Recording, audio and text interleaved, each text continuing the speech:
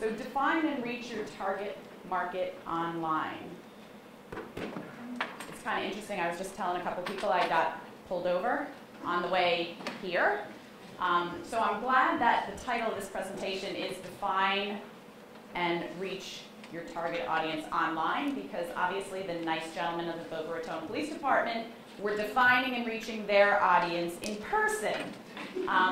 So perhaps, because I said I was late for a presentation at FAU, and maybe he's an alum, or maybe just because he had sympathy because I was starting to get upset. I did not get a ticket, so kudos to the Boca Police Department this morning, and so I'll just give them a shout out. My name is Danielle Leitch. I am the Executive Vice President for a company called More Visibility, which is a full-service interactive agency here in town. We're located on the corner of Camino Real and Federal Highway, the very funky glass building there. Used to be Wachovia, now it's a Wells Fargo. We have clients all across the country, some international as well, and started out as a boutique search engine optimization firm, and then slowly got into search engine marketing, which is the pay-per-click or the sponsored advertising, the sponsored listings, as Google introduced that into the market. Somewhat out of client demand, and then somewhat just out of market necessity because the internet just kept evolving so quickly. We then kind of diversified, still focusing online, but got into social media as that started to emerge into the marketplace, particularly for marketers and advertisers and businesses. Then got into mobile marketing and the mobile web space, and have a very strong design and development team that can encompass banner ads, websites, or now more popularly so, the mobile apps and the mobile sites. And then we also have a very strong analytics, web analytics and data intelligence team. Our company is a Google Analytics certified partner. We are one of only a handful in the United States that has a certification directly from Google that was very hard to obtain and difficult to retain every year. And basically that's Google's stamp of approval on our agency to support the Google Analytics or the Google Website Analytics platform. We will talk a little bit about each of these areas that I just described that the agency that I work for provides services to. I will stress, and we're going to kind of wrap up at the end with the web analytics, because I will stress that that's one of the most important things that I can impress upon you today, that everything online should be driven by data, not opinion, not likes or dislikes. And the website analytics, which we'll go into more detail later on in the presentation, the website analytics is what gives you that data.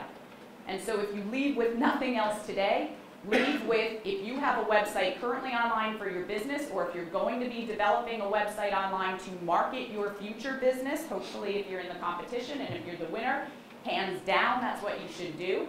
Our company, More Visibility, is a gold sponsor of the competition, and for the first and second place winners, we are offering a consulting service package, I guess you would call it, to the first and second place winners, which could be used to help you with website analytics. It could be used to help you design your website. It could be used to help you craft a strategy if you're part of that competition and do a phenomenal job and come in first or second place. So that's something to kind of keep in the back of your mind as you're working towards the business plan. But for those of you who aren't in the business plan or aren't first or second place winners, I am an FAU alum. I graduated from the College of Business in 1993. Obviously was a child prodigy if I graduated that year. Could not be that old. Anyway, I'm always happy to give back. I'm always happy to connect with people in the community, and I'm happy to share what I know and the advice that I can provide. So if you're not one of the winners that ends up working with us collaboratively as part of that in-kind sponsorship, shoot me an email. You have my information either from the first slide, or I have business cards here.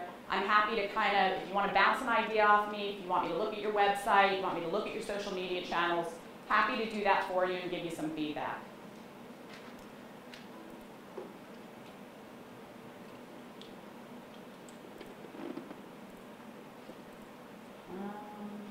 I'm trying to hit the mouse, not the clicker. That'll help.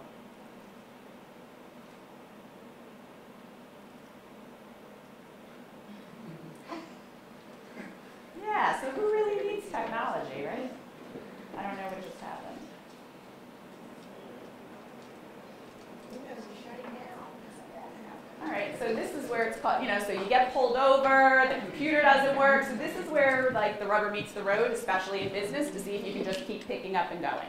So we will. For those of you there, I think there's Wi-Fi connection in here.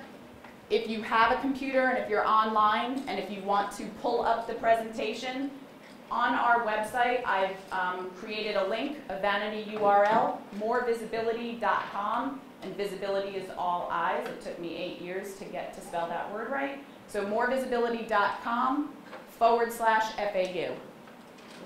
And the presentation from today, whether you want to download it now and watch it or whether you want to download it when you get home, is there for you to recap.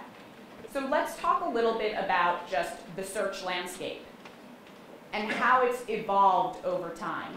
So out of curiosity, just humor me for a second. How many of you are Google users? I think that's pretty much everybody, right? No, okay. So it's no surprise, and this room kind of proves that Google has the lion's share of the market space with online searching. That's not to say that there aren't any other things to focus on or to consider, because there certainly are. Google right now has about 70% of the market share, although this room kind of showed about 99%, I would say. MSN feeds Yahoo. So 2 years ago, we would have said there were 3 major players in the market space: Google, Yahoo, and then MSN, which is owned by Microsoft. About a year or so ago, Yahoo has been struggling in terms of their search to try to compete against Google. Microsoft has been struggling when they came out with their own search engine to try to compete against Google as well. So Microsoft and Yahoo have a partnership whereby if you are on yahoo.com and you are searching, you are actually getting Microsoft search results. That holds true for the organic, which is the main body of the page, as well as for the paid listings, which are up top and down the right-hand rail. So ultimately, right now, there are 2 major players in the search space. Google at about 70% of the market share, and then Microsoft, which is Microsoft/Yahoo, if you want to think about it that way, which is probably somewhere in the 28%. And then you've got a couple of other of these smaller verticals portals that have very, very small market share. So when you're starting out in a brand new business, if you're working with a very small marketing budget and with a very small marketing team, i.e. possibly yourself, it only makes sense to focus on where the lion's share of activity is coming from. So for anybody that is short on time, short on money, short on ability to really put together a super robust, comprehensive marketing plan, my recommendation to you is focus on Google. If you have the time, then you can work in Microsoft, which also covers Yahoo. Now, the first thing that we're going to kind of roll into is search engine optimization. Search engine optimization is the manner in which you get your website or the content on your website visible within the natural search results of the search engine. So again, we're talking about the body of the page versus up top and down the right-hand rail. The body of the page is the organic search results. That traffic that comes from somebody clicking on your website or the pages of your website in the organic search result is free. The ads, the sponsored, up top, down the right-hand rail, you have to pay for. So that's pay to play. Sometimes you have to have deep pockets, sometimes not so much. But free is always better than paid. So we're going to kind of start out of the gate with what the free traffic on the websites or on the search engines are, where they will deliver traffic to your site, and that's search engine optimization. Now, Google, Microsoft, which also covers Yahoo, there's not really 2 different ways to optimize your website based on the engines that we're talking about. Search engine optimization has best practices, principles. So it doesn't really matter whether you want to focus on Google or you feel like, or you see through web analytics that your traffic only comes from Google. It doesn't matter. If you're following the best practices approach to optimize your website, it works for both engines. So we don't have to kind of talk for one, talk for the other. When we get to search engine marketing, when we're talking about the paid advertising, it does split a little bit, and there are things that you do differently in Google to get paid advertising exposure in Google versus what you would do in Microsoft to get paid advertising exposure on MSN or Yahoo. And certainly with some of the social media channels, it's different as well. But let's go back to search engine optimization for your website and what some of those best practices principles would be. First and foremost, the way in which those listings come out onto the search result page is based upon an algorithm. Each engine has their own algorithm. So if you look up a keyword in Google and your site ranks number 4 on the first page, it's not going to necessarily rank number 4 on the first page in MSN or in Yahoo. They have their own algorithms and they take different things into consideration. Typically, it won't be that far off, just because if you're following best practices approaches, it'll probably be pretty similar. But it's not identical. They're different companies. They have different algorithms that they factor into how your website should rank for a keyword. The best advice that I can give you when it comes to optimizing your website for SEO is to think about each page on your website as an opportunity to rank for one keyword. So if you have a 5-page website, do not think that you are going to be ranking for a list of keywords that is this long. It won't happen. Each page on the site needs to be targeted to a core main keyword. And we'll talk a little bit about how you can find these keywords out. Because what you think your target audience might call your product or service may not necessarily be what the target audience is calling your product and service. And what somebody in South Florida would refer to your business as may not necessarily be what somebody in Oregon refers to your business as. And that's where keyword research and really understanding the influence of keywords from different people, different demographics, and geographically different places becomes important. Because unless you're a local business where you're only going to be serving a very small area, the World Wide Web is just that. If you're online, hypothetically, you can sell to anybody anywhere, or you can service anybody anywhere. So you better be prepared in a global environment to speak to a global audience. And I'm sure just, by slang, it's pretty easy to know that, if I call something soda out of New York, Long Island, or South Florida, there are people out of Michigan that are calling it pop. You've got heroes, subs, grinders. They all mean the same thing. So why would you want to miss any segment of the potential population or audience that's going to bring you business because you were short-sighted in terms of how you were referring to your company, your products, or your services? So keyword research is important. There's a lot of tools online that I will share with you that can help you to really do this analysis and dig deep. But let's go back to the website. So each page, we're going to identify one core keyword.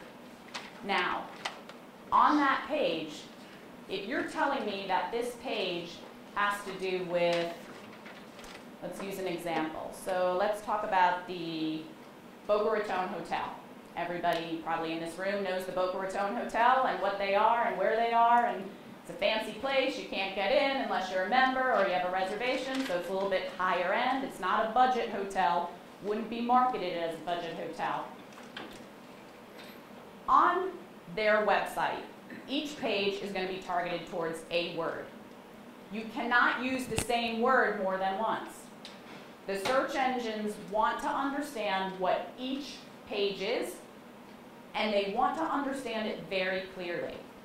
And so that keyword needs to be used multiple places on the web page.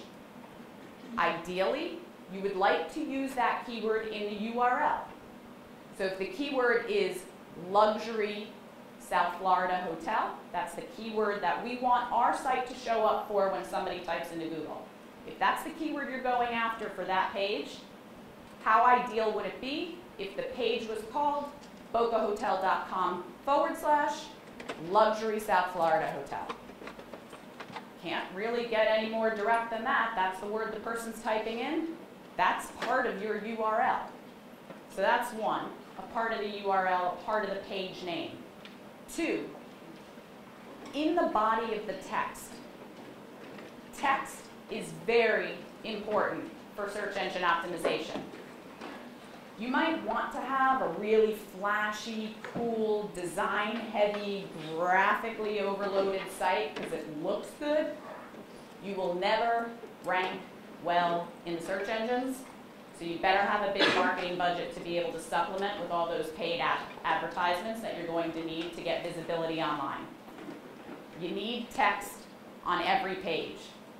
Okay, granted, not maybe every single page, because the Contact Us page, how much text can you really put there? The home page, 200 words of text. Interior pages, especially really meaty service product description pages, at least 200 words of text.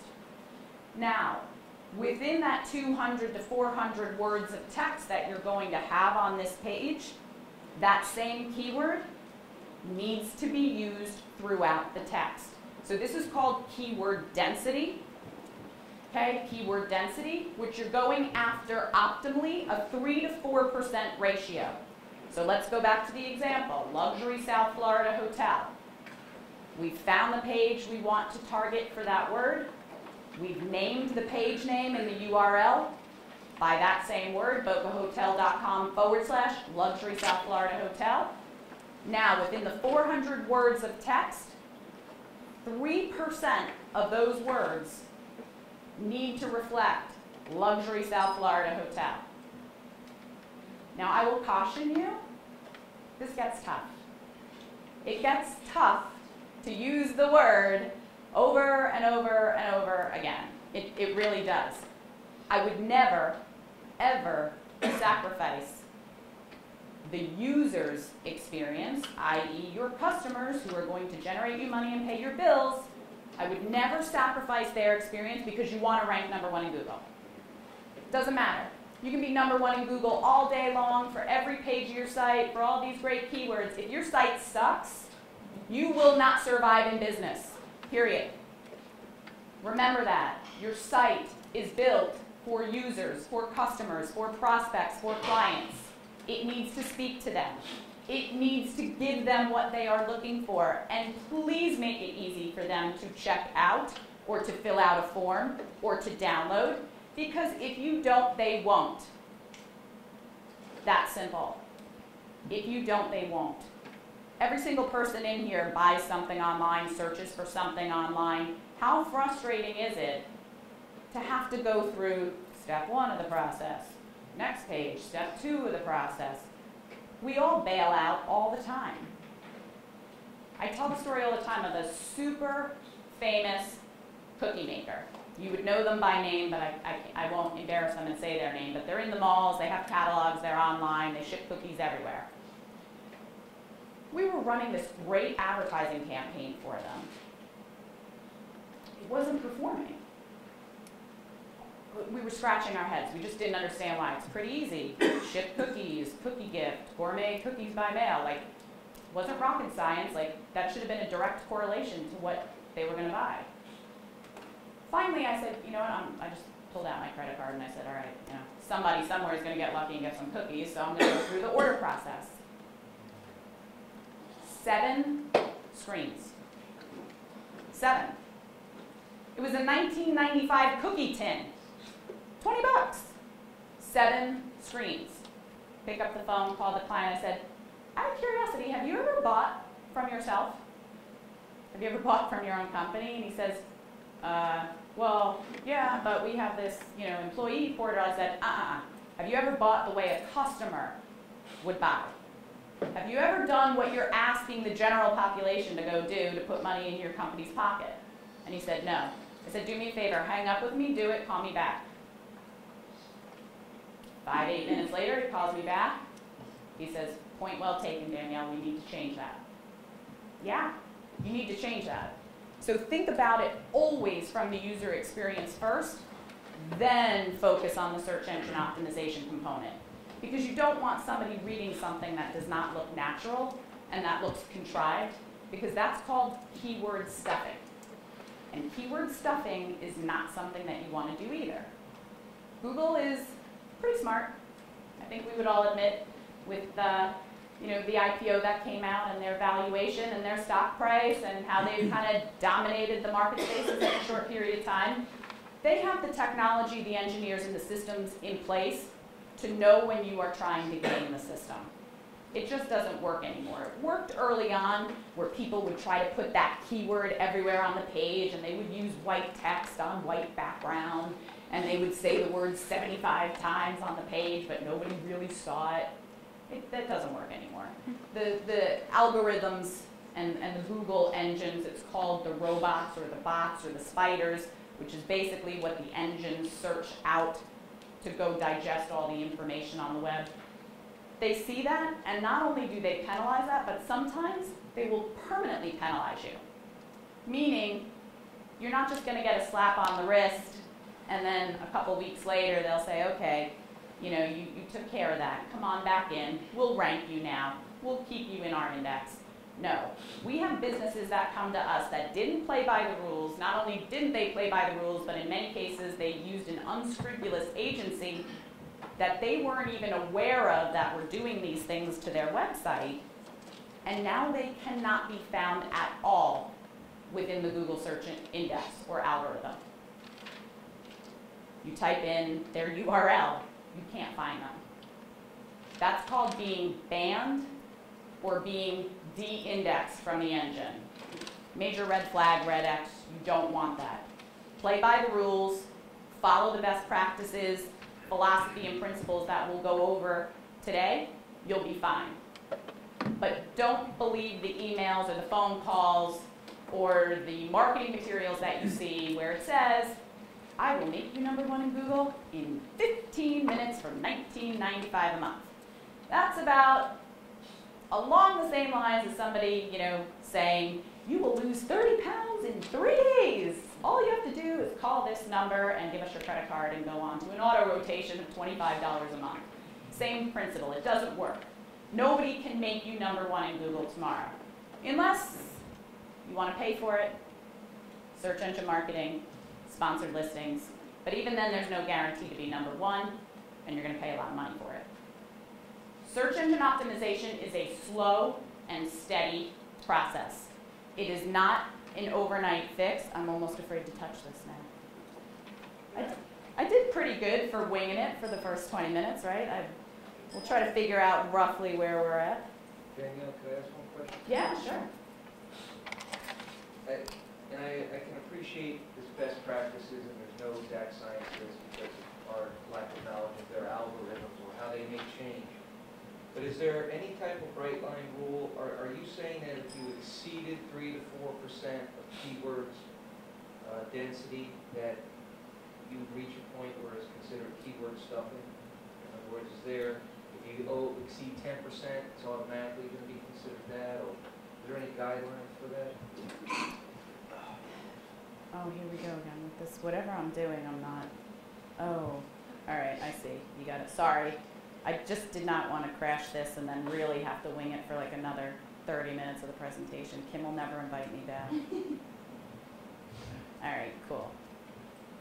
So you're absolutely right. There is, and it almost sounds like we must have talked because that's like my jargon. Like this isn't an exact science. Like, there's no methodology I could give you, which drives like math and engineering people crazy because, or accounting people crazy because there's always got to be an exact, this is how you do it and this is what you'll get. This is how you should do it and we expect this is what you would get. That's kind of how I feel it works for search engine optimization. And it usually holds true. With the keyword stuffing, 3 to 5% is the target ratio. Outside of that, it could look spammy, but even worse, think about it, 3 to 5% If you have 100 words, 5 of those words at 5% is going to be the same word. That's like 100 words is kind of like a small paragraph, and you're going to say the same word 5 times in that small paragraph. Think about how that looks to me reading it, coming to your site. So even if you might be able to go a little bit higher on the content optimization or the keyword density, I don't know that I would recommend you would, because I think it'll look funny. And that's something that you'll have to play around with, when you're writing the copy and the content for your web page. You'll have to look at it and see how it looks. Give it to somebody else to read. Ask them, how do you think this reads? That's always got to be the first practice. Did I answer your question? Okay. So let's just flip through just to make sure that I didn't miss anything here. So the keyword strategy, this is something we talked a little bit about before, and let's just circle back to that. As I mentioned, every single page of your site, whether it's a 5-page site or a 500-page site, every single page has an opportunity to rank for a keyword. And there's just an example right here of how it ideally looks. And it's okay if you have an existing website out there already, and maybe it's like a little disjointed as far as what the focus has been on. You can change it. It's fine. Chances are, if you haven't really been practicing search engine optimization on your website effectively, efficiently, or I don't want to use the word aggressively because that's probably not a good word to use with SEO, but if you haven't been doing it in a really strong manner, then chances are you're probably not ranking super high anyway, so no harm, no foul, and go ahead and just reorganize it. Creating a plan like this is really important for an existing website. More importantly is going to be, for those of you who don't have a website yet, creating what's called a taxonomy.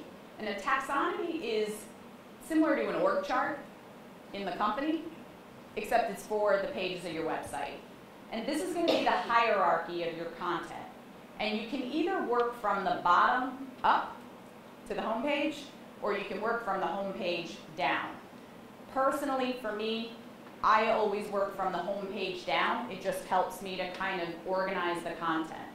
Ultimately, what you're trying to do here, especially if you have products or services or locations, things that you're featuring that can be bucketed together. You bucket things together and call it a category page. Bucket something else together, call that a category page. And again, this is a relatively, let's say, large site. Some of you may not have such a big site, so maybe there doesn't have to be all of these sub-navigation pages, these lower level pages. Maybe you have homepage and 4 interior pages, and maybe one of them has a sub-navigation page. You don't have to have a big site for the site to rank well. You just have to have a well-organized, well-structured site for the site to rank well. And if you only have a 5 or 6 page site, keep in mind that's 5 or 6 core keywords that you're going after. So we want to pick those keywords wisely. Now you might be thinking, oh my gosh, Danielle, like I can only rank for 6 keywords? That's nothing. Like, I'm not going to get good visibility. I'm not going to get a lot of traffic for 6 keywords for my business. I could rattle off 100 keywords right now for my business that would drive customers and make money. Well, when I say 6 core keywords, I'm really emphasizing core. There's ancillary and supplementary keywords that can come underneath it, but they should tie into that core keyword. So let's just want to go back to the keyword part.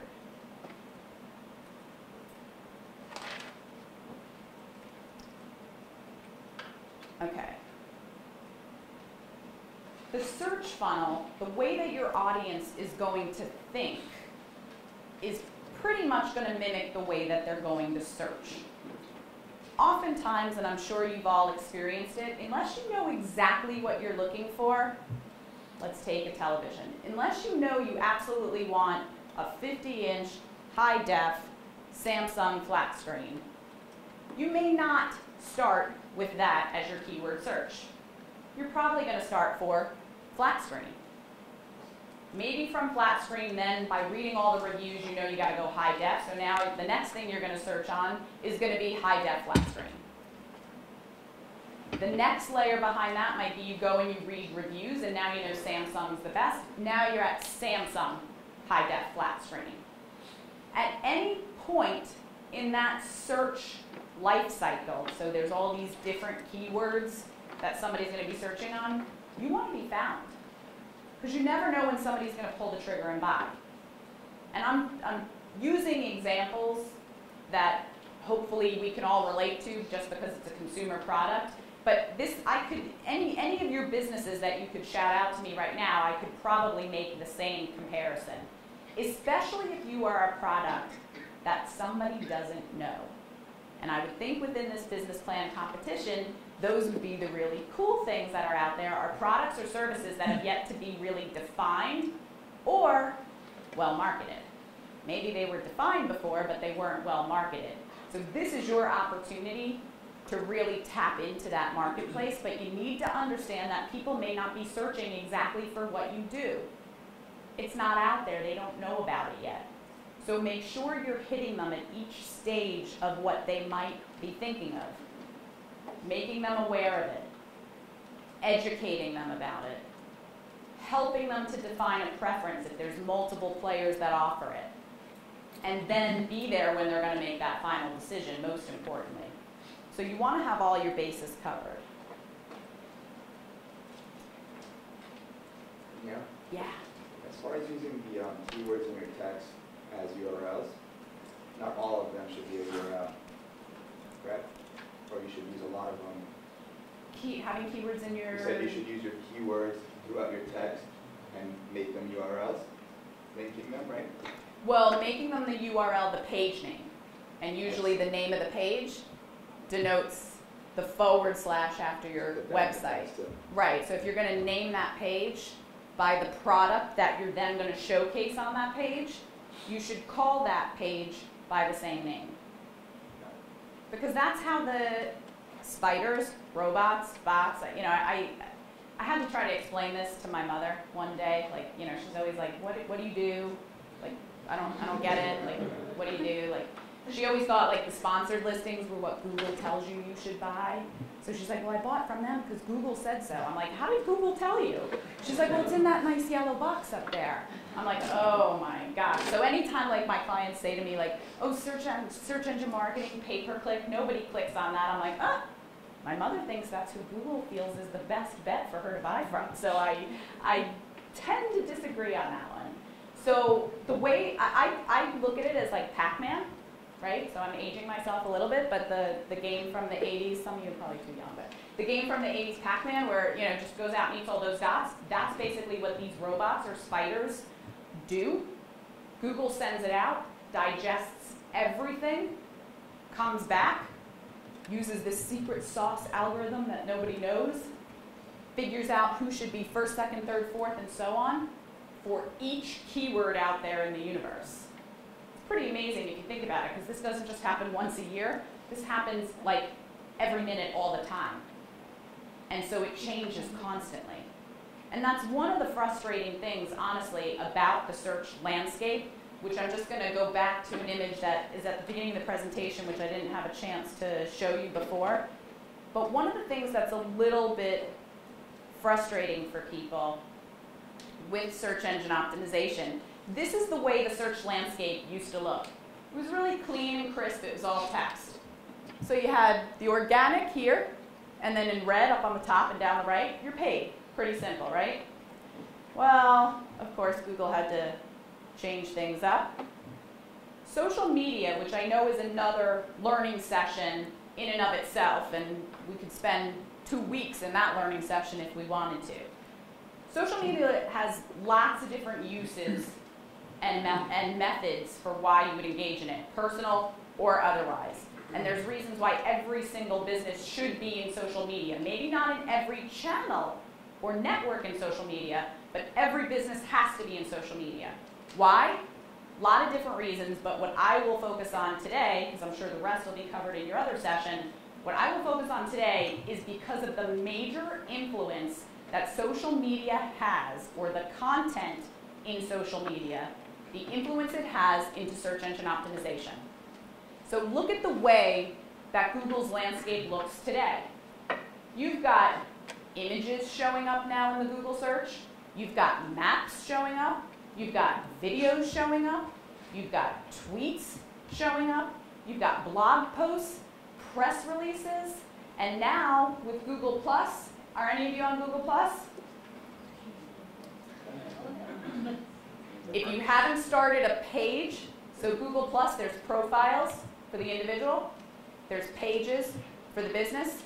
You haven't started a Google+ page for your business and you already have a business defined with a name, go do it right away. Do it right away. It will rank like that for your company name. It'll rank like that. It's a Google property. Google owns it. We take care of our own, right? You keep your family real close. Those Google Plus pages are showing up fast. The content that's on those Google Plus pages are showing up in the search results. It's not going to lead somebody back to your website, right? Because if it's a post on a Google Plus page, or if it's a tweet that you made off your Twitter profile, it's not going back to your website. It's going back to that social network channel, but it's still yours. You still branded it. You still control it. It still talks about you. And the good news is it helps you lock down real estate. Locking down real estate on keywords so that they all talk about you, and ultimately you're controlling all the top listings of the page. That's what you're after. Because now I've already told you and impressed upon you, each page of your site can only rank for one word. So that means you've got one shot for that page to rank for that really important keyword, right? What happens to the other 10? Let's hope that you're ranking number one. If I did my job well today and you took my direction, you're ranking number 1. Okay, what about 2 through 10 on the first page? What about all those images that are showing up? What about all those videos? Those are, every single one of those things are opportunities for you to rank additionally. You could take every single spot on this first page for your most important core keyword, and every time somebody clicks, they could be going to something else that promotes you, talks about you, endorses you, supports you, or that is messaging that you control. Free. Free, free. Write that down. Free. None of these things cost money. They just need a lot of creativity. They need strategy. And you're not going to like this one. They need manpower. They need manpower. There's no way around that. So don't go out there and start all these different channels if you're not going to do anything with them, because it won't do anything for you. Pick one, pick two, do it really well, do it right, and you will see the results in the natural search. Yeah. With regard to the one keyword per page, I have an e-commerce website, and some of my products, at least in category-wise, or at least in subject-wise, overlap each other. And I've been reading some stuff about you don't want to keep having the same keywords in every page, but using mine as an example, say you're selling legal forms. Some of them are landlord-tenant legal forms. On another page, you're selling law guides, which are actual articles and so on and so forth. How do you avoid using landlord-tenant if you're going to be selling those type of forms and those type of law guides? Is it forms is going to be the keyword and law guides is going to be That's going to go back to the other example that I showed with that hierarchy of how you organize the content.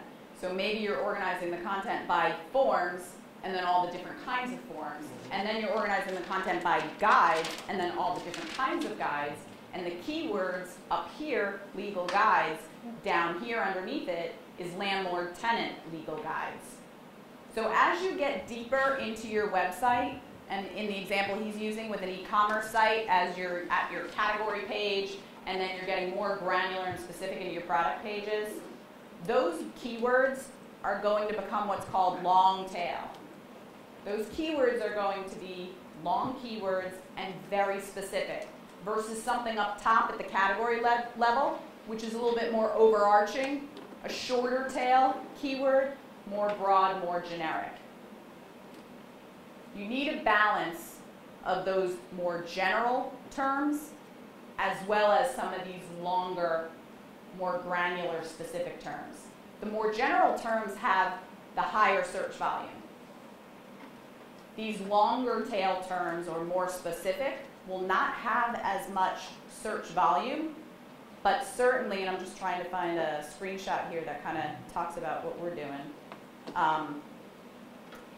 Those long tail terms are going to bring very qualified traffic that will likely convert.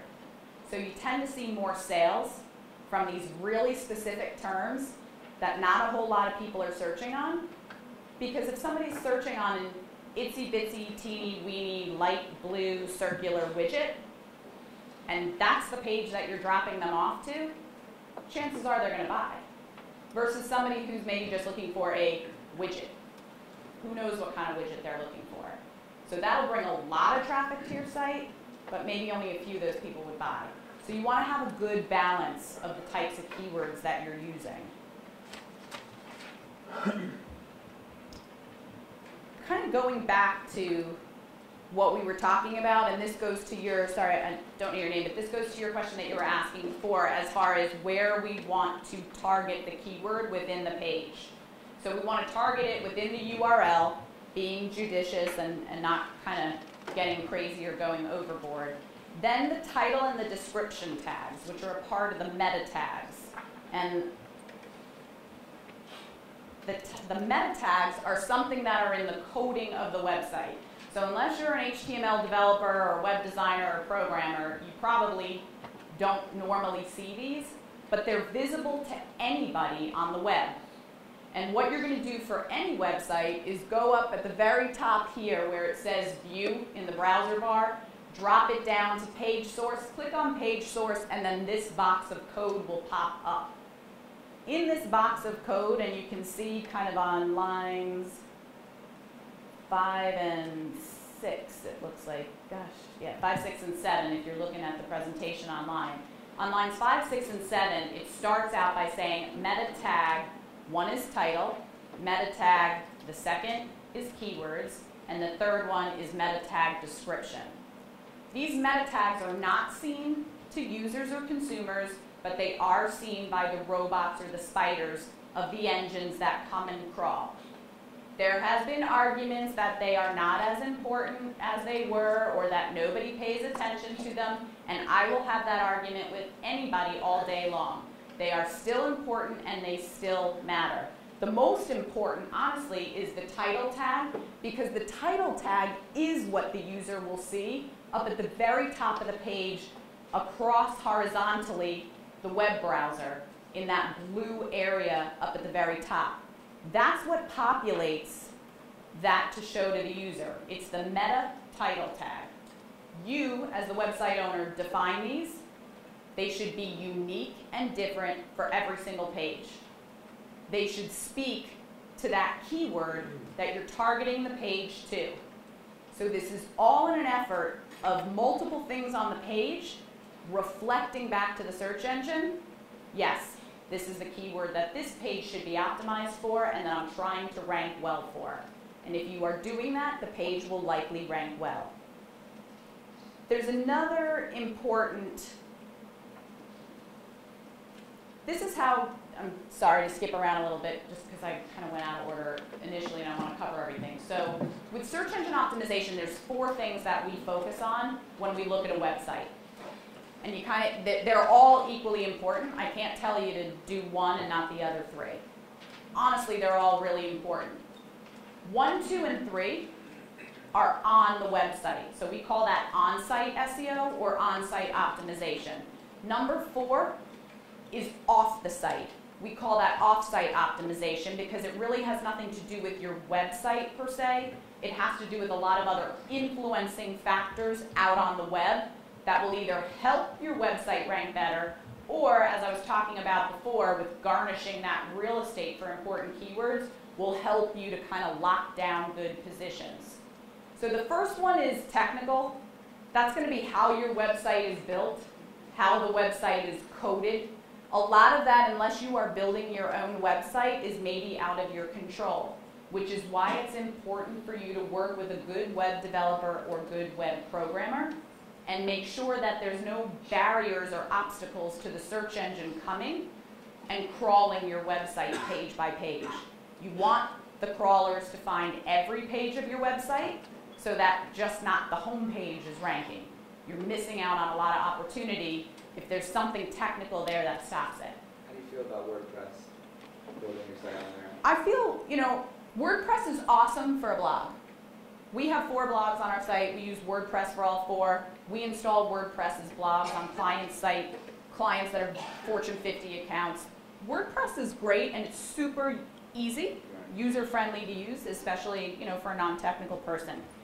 Where I think people get hung up though, WordPress, in my opinion, WordPress is not a content management system, okay, or CMS. Content management system is basically a platform that your website can sit on to help manage the content easier, especially for a lay person, a non-techie programmer person, to be able to make modifications to the site and to be able to push new content up or edits and stuff.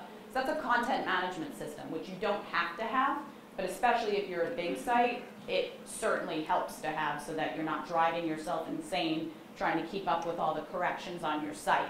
Let's say like a footer, if you need to change it every year to 2012, with a content management system, you do it once and apply it to all pages.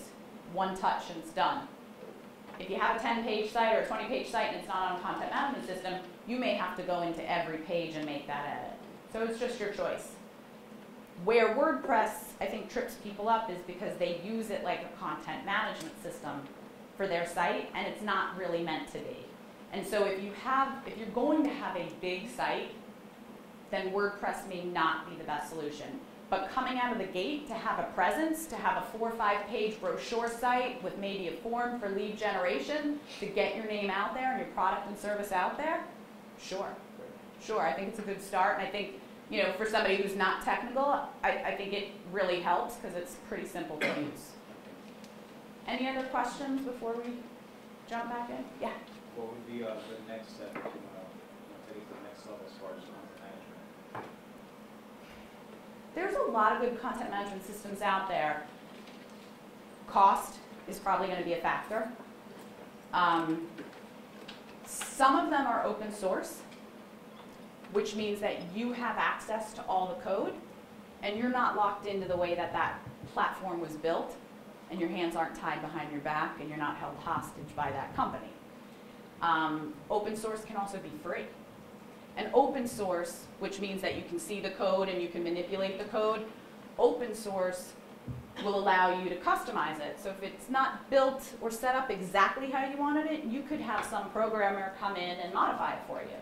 So I always kind of lean towards that because I've seen so many people get content management systems off the shelf, quote unquote, just kind of purchase a company and it looks like it's good, only to find out later that there's a lot of things that they can't do because it's a template. And so what applies to one applies to all. So just because you want to do it, you can't. The company controls it all. The CMS company controls it all. So unless you can convince them to make the change for everybody, you can't make the change. So open source, I kind of lean more towards.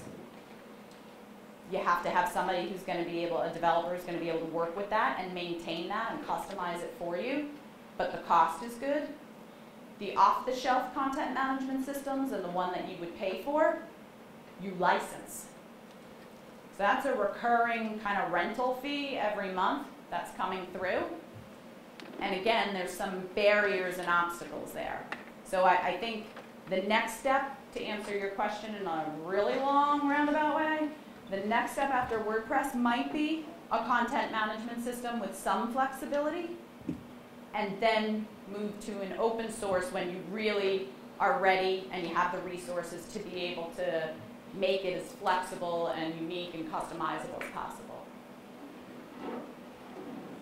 What on the technical side of the whole thing would stop these spiders from being able to read your read the code and stuff like that? Sometimes we come across content management systems that are not search engine friendly. And so there are some barriers to getting into some of the interior pages. Same holds true. It usually happens when people are using third party. So like when they are using a third party plugin for like a shopping cart. and all of a sudden the shopping cart wasn't built in an SEO-friendly manner. So the bots start going through the pages, bam, they hit a cement wall when they get to this shopping cart that you just plugged into your site. So that would be an example of where it could be a technical issue. The other thing could be what's called code bloat, which sounds kind of funny, but it really is just that.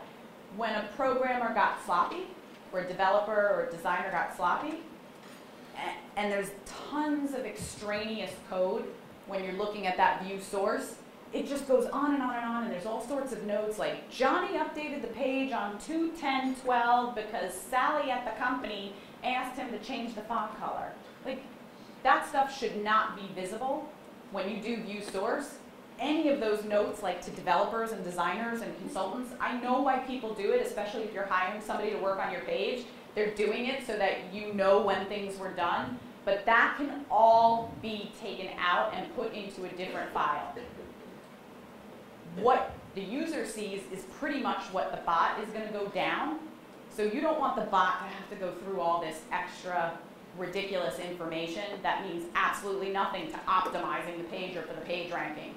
So all of that stuff, if you do have a designer developer that works on your site, make sure they put all of that into a separate file and not into the actual source code for the page.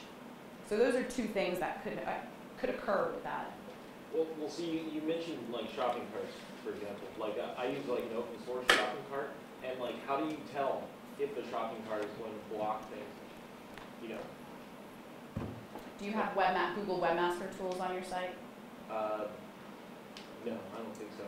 Okay, so you're gonna go home and open up an account for Google Webmaster Tools. And when you open up the account for Google Webmaster Tools, this is what it will look like. So you're going to have to put a text file, which the users won't see, so you're going to have to add a text file to your site, which is going to help for you to know what's happening when Google comes and crawls your site. It's going to let you know when Google came and crawled your site, how often Google came and crawled your site, and what they found or didn't find when they came to crawl your site. So if you have broken links on your site, or if you have sites that are not crawlable because of one of these reasons that we're talking about, there you go. Because if it's not showing up as something that Google found and indexed, you know you have a problem. If it shows up here, you're golden. You're fine. Google Webmaster Tools is really important, free, no cost. You just have to upload a file to your site and register it or verify it, and it provides some really good information about what's going on your site, how the engine digests the information on your site, and it also talks a lot about the inbound links to your site, which we haven't really touched on yet, but that are very important to boost your site up in the search engine rankings. And that's that number 4 from the slide before, that off-site stuff.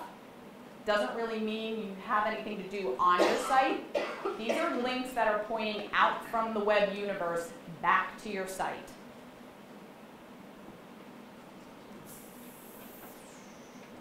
Yeah, okay. So let's just talk a little bit about linking, because it's an integral part of search engine optimization. Yeah? I know we're talking about Google. I have 2 questions. One is, what percentage of the searches go through Google versus Yahoo versus Bing? Oh, I missed it. That's okay. And the That's other okay. question is, are you optimizing it for just Google, or does your optimization go for... So who wants to answer that for him? If you were listening and taking good notes, what percentage of the search population is Google versus Microsoft MSN? 70% Google, about 28, 29% MSN. Yahoo doesn't have its own search index anymore. They use MSN's information. So when you're on Yahoo, behind the scenes, you're actually seeing MSN search results. Second question was... What do you do for search engine optimization? For search engine optimization, best practices. Best practices don't focus on the engine themselves. With the exception of Google has way more tools for website owners, web marketers, developers, like this Webmaster Tools or Google Analytics. Google gives you more tools. So that's kind of why I'm throwing in more of the Google. But as far as showing up well in the MSN Yahoo or in the Google index, you follow a best practices approach. So everything that I've told you so far applies both places. Linking.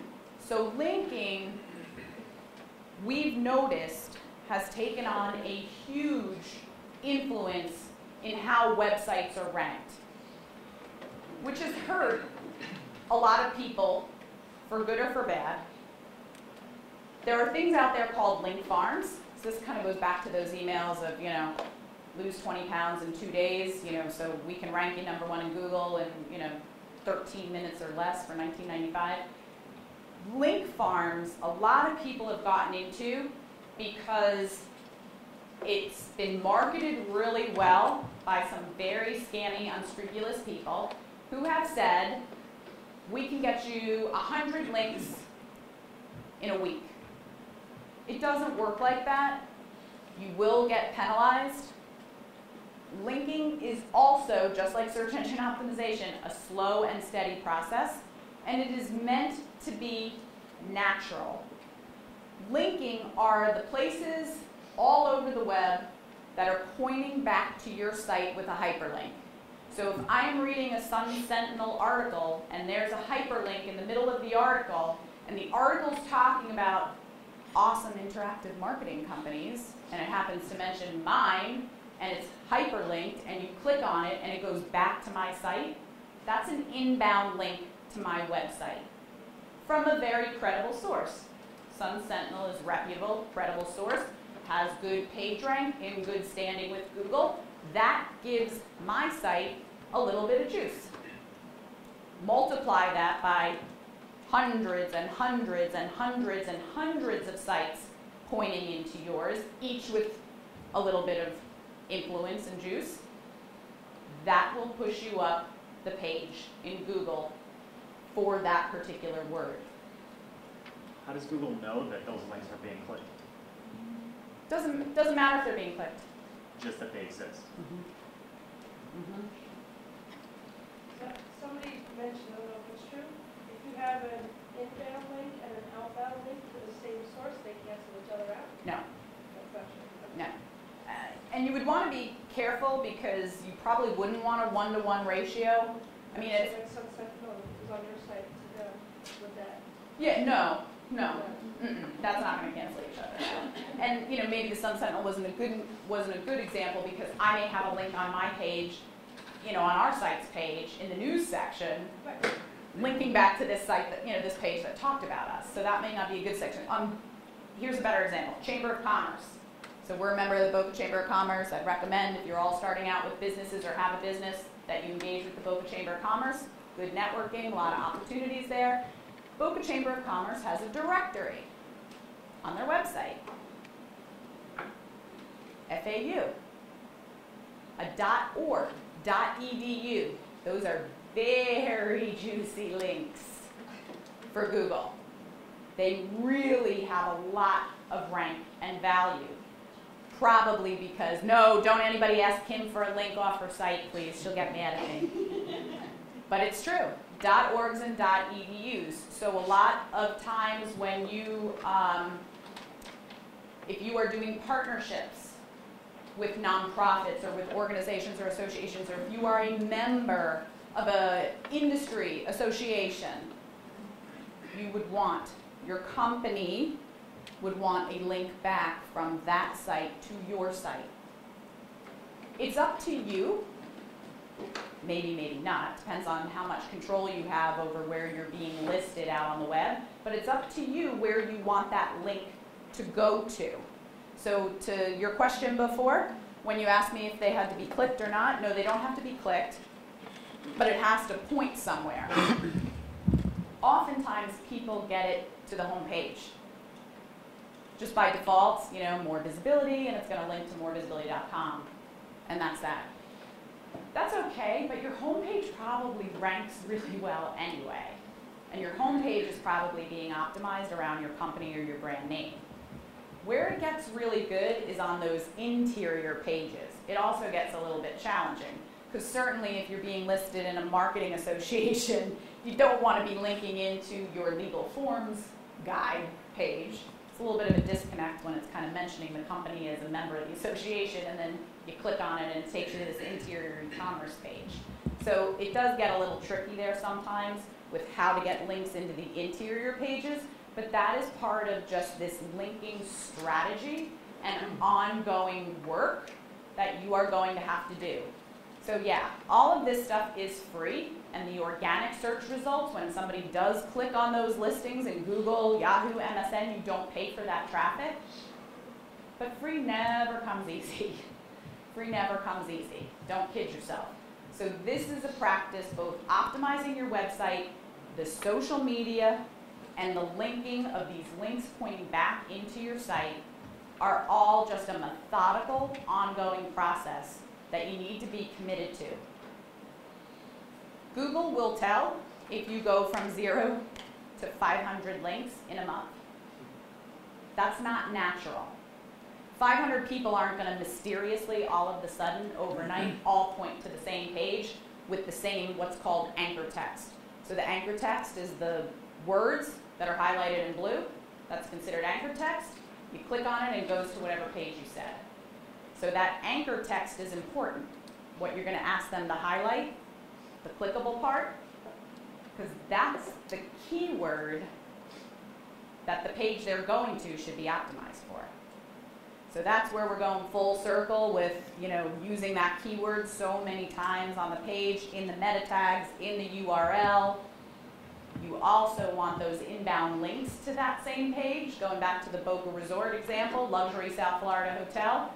If they are being listed in some directory somewhere, they would want the anchor text, the blue words, clickable, to say luxury South Florida hotel back into that page. And that's the full circle completion for one page. You've touched everything that you should touch for that page, and now go replicate it with how many pages you have on your site. Is there like a, same thing again, a safe zone of what's enough, what's not enough? Like a marketing, like now I'm getting reference for a marketing scheme, and I know there's a lot of PR going to go out right now, a lot of magazines, and so I would think in a short time there would be a lot of linking back and forth. And sometimes there is, and it is natural, and it's all coming from news outlets and sources. And so, like I said, Google's pretty smart. I mean, they can tell the credible sources, and they can see if there's been, because content gets picked up like this. You drop a press release, I mean, you'll see it in 10 seconds or less rank well. Don't forget to optimize your press releases. PR Web is a really good press release service, prweb.com. It's $199 for a press release.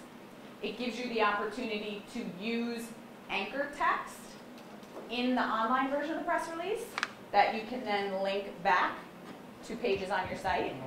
So you will want to be strategic in terms of the words that you're linking back to your site based upon what you optimize that page for, and those are really good inbound links to your site because PR Web obviously has a lot of weight and credibility. It also allows you to put your social media channels in the online version of the press release, so you can promote those if you have them, and you can use some multimedia in your press release as well.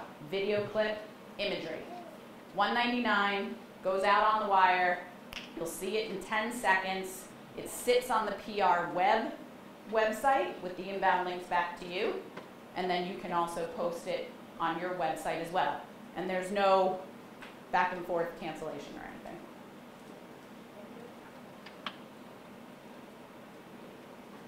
I keep going back and forth. Okay. So we talked a little bit about social media and how that influences, and I really won't go too much into it other than very much like with the press releases, as well as with blogs. That's probably one thing that I will kind of stop and just reflect on tied to social media. Blogs are kind of like, they don't really know where they fit.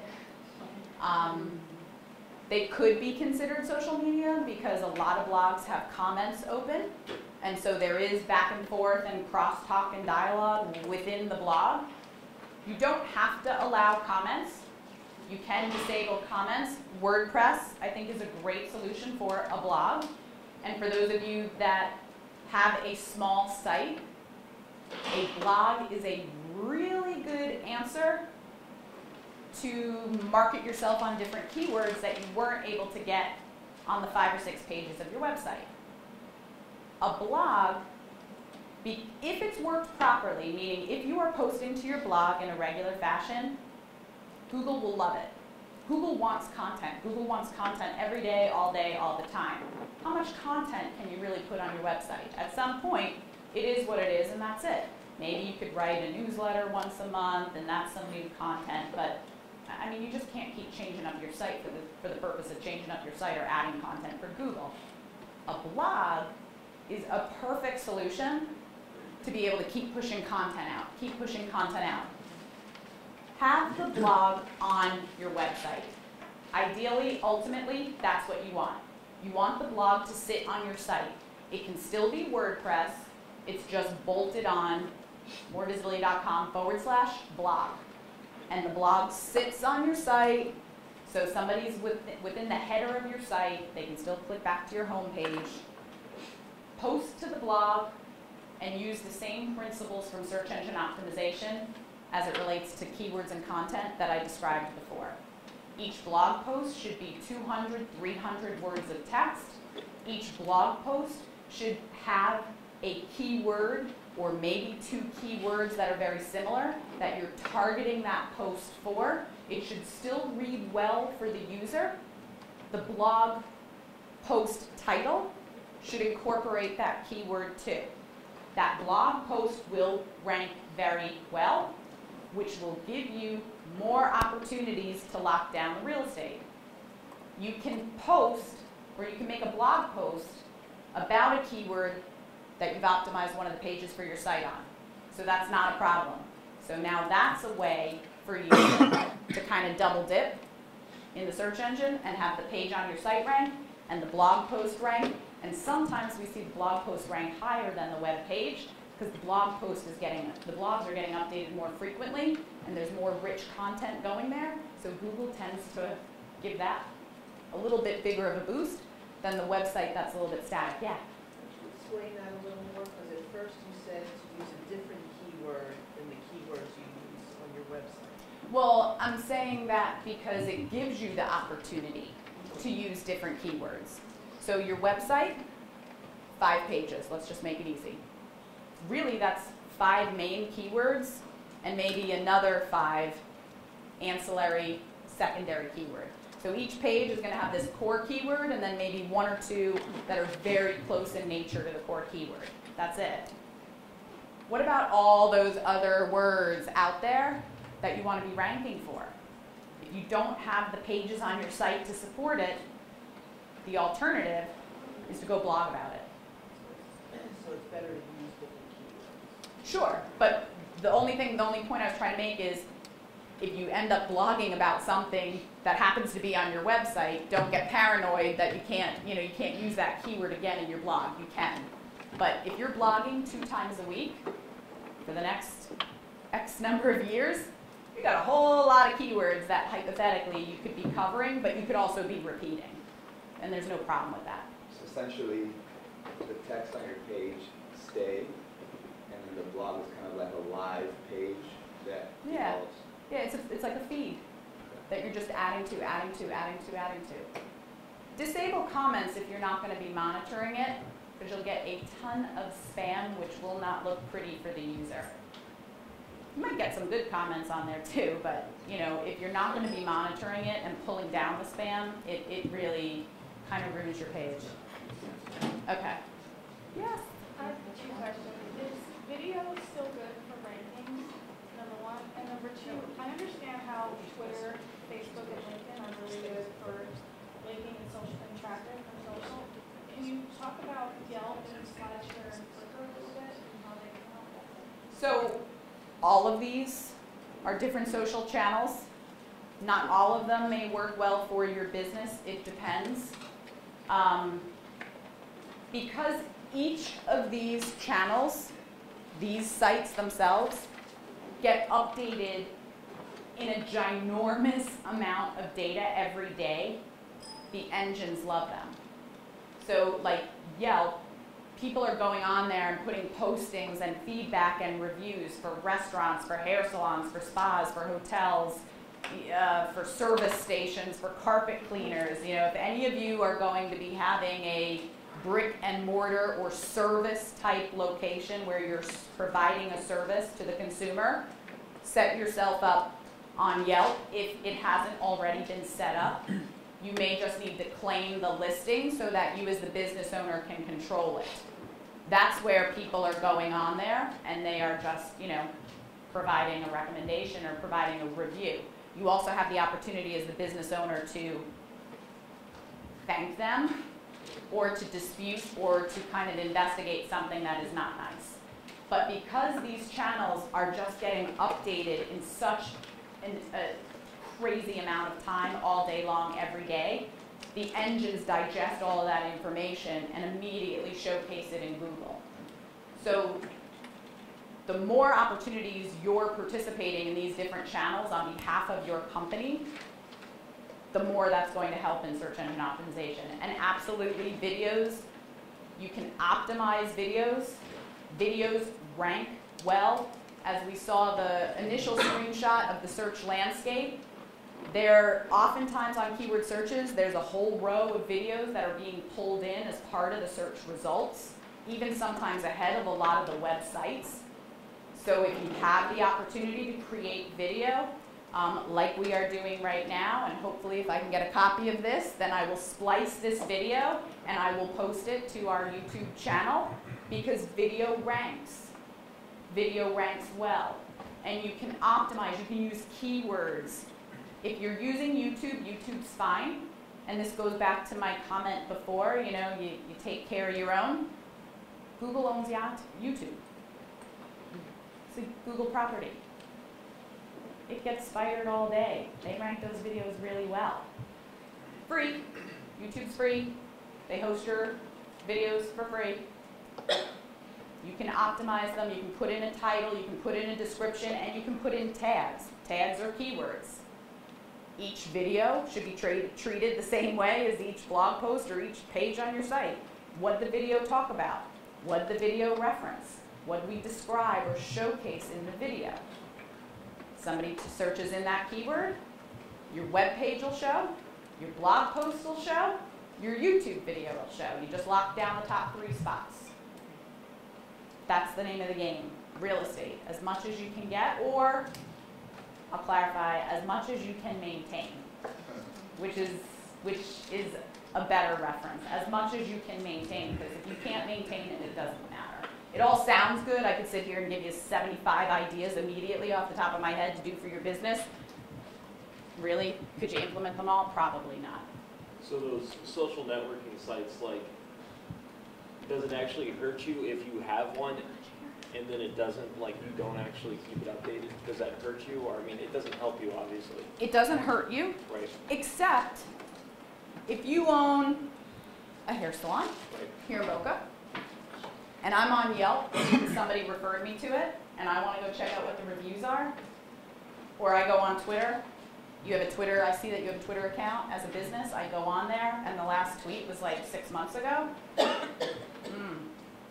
Man, these people, gosh, if they don't keep up to date with their Twitter, maybe they're not really too up to date on their hair practicing, you know? Like, so I think it just gives a bad user experience. And remember, from the beginning of this, you know, workshop, all I can continue to stress for you, I'll teach you everything you need to know about search engine optimization, search engine marketing, Google Analytics, web design. At the end of the day, none of this matters if you're not providing a good experience to the user. It just doesn't. It just doesn't. And I mean, any conference that I ever speak at, because so many people are so hung up on, I want to be #1 in Google. I mean, if I had $1 in the past 10 years that I've been in this industry, for every time somebody has said to me, I want to be #1 in Google, I could retire very well. Who cares? Because sometimes #2, #3, #4 could be just as advantageous in terms of driving good quality traffic that converts and generates revenue. Like, what's the fixation on #1? And there's a lot of like heat map studies as far as like where the eye flows on the search results page. And rest assured, it's not just number one. People do go down the page, people do go across the page and into the paid listings. That's just natural. So there is beyond number one, but it's not going to hurt you if you don't keep up with it. But I don't think it's going to help you, and not just from an SEO standpoint, just from marketing. Don't forget, you know, old school marketing still has a lot of value. Just, you know, kind of giving the customer what the customer wants. You know, there's so many new things that are out there, social media, and, you know, sometimes it's just going back to the basics, to 101 fundamentals of marketing your company, promoting your company, representing your company in a professional, ethical way. That should be the foundation of everything that we talk about, whether it's in this marketing session or another one. Okay. Oh, the scrolly wheels. Okay. It's about 11. So I'm going to kind of flip the conversation now and go into search engine marketing. If you want, maybe we'd take like a 5-minute, take a quick break, because this is going to definitely kind of change directions in terms of what we're going to talk about now. Search engine marketing is the paid search, sponsored listings, pay to play, good stuff. Take a 5-minute break and then we'll pick back up. All right, search engine marketing, pay to play, sponsored listings, cost per click. You want to be a number one in Google? I can make you number one in Google in 30 seconds or less if you give me your credit card. There you go. That's it. It's that simple. You want to rank for every keyword under the sun that relates to your business? You want to be right in front of the consumers? You just got to pay. Google will take your money all day long, every day. Not a good strategy, not a good idea. So there are some tactics to use. We were talking a little bit over the break about, you know, when I mentioned earlier in the conversation about, you know, what keywords are your customers using? How are they searching for you? This is where it becomes even more important, but this is also an area where you can kind of throw the fishing pole out and see what people react to. You don't like it, you cut it off. So almost put to the side everything that I just talked about in the first part of the presentation, because the rules change now on the other side of the fence. In Google, at Microsoft MSN2, it's kind of like church and state. The people that work in Google AdWords, which is the paid side of Google, will never talk to you about SEO or organic listings. They don't know about it, they won't comment on it, they say. Get them, you know, in a corner somewhere, and maybe they'll give you the algorithm. But and on the flip side, you know, they're very divisionalized in Google, very divisionalized, and they don't commingle. It is completely false and inaccurate if you have a huge budget in paid search that will help you 1 iota in the organic listings. Has nothing to do with each other. You could be spending $1 million, and I have clients that are, and their SEO is still really bad. That's because they don't come to us for the SEO, just for the paid search, of course. But it's totally true. I've seen it, where somebody won't rank well in SEO, but they're spending millions of dollars on the paid side. Doesn't matter. This is two totally different entities, so we're kind of refocusing now just on paid search. Search engine marketing, also referred to as sponsored listings. Also, you'll hear it called by its billing mechanism, which is cost per click, the acronym CPC, or pay per click, the acronym PPC.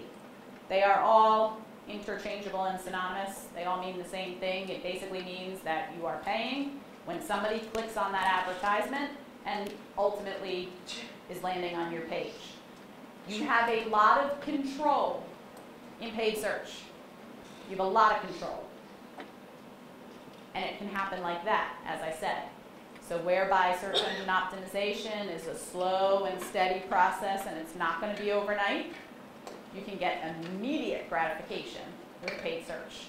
You can stop it, you can start it, you can spend a lot of money, you can spend a little money, you can have tons of keywords, you can have 2 keywords, you can have this kind of ad, that kind of ad, and change it every day if you want.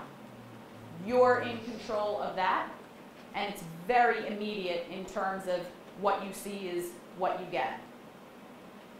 There are a lot of different options. Again, and I am not paid by Google, although obviously I have a really good relationship with Google. I'm going to talk a lot about Google and give you screenshots out of the Google AdWords interface, but they are not the only game in town. There are other options. Microsoft, MSN has something called Ad Center. That's the Microsoft version of Google AdWords, MSN Ad Center.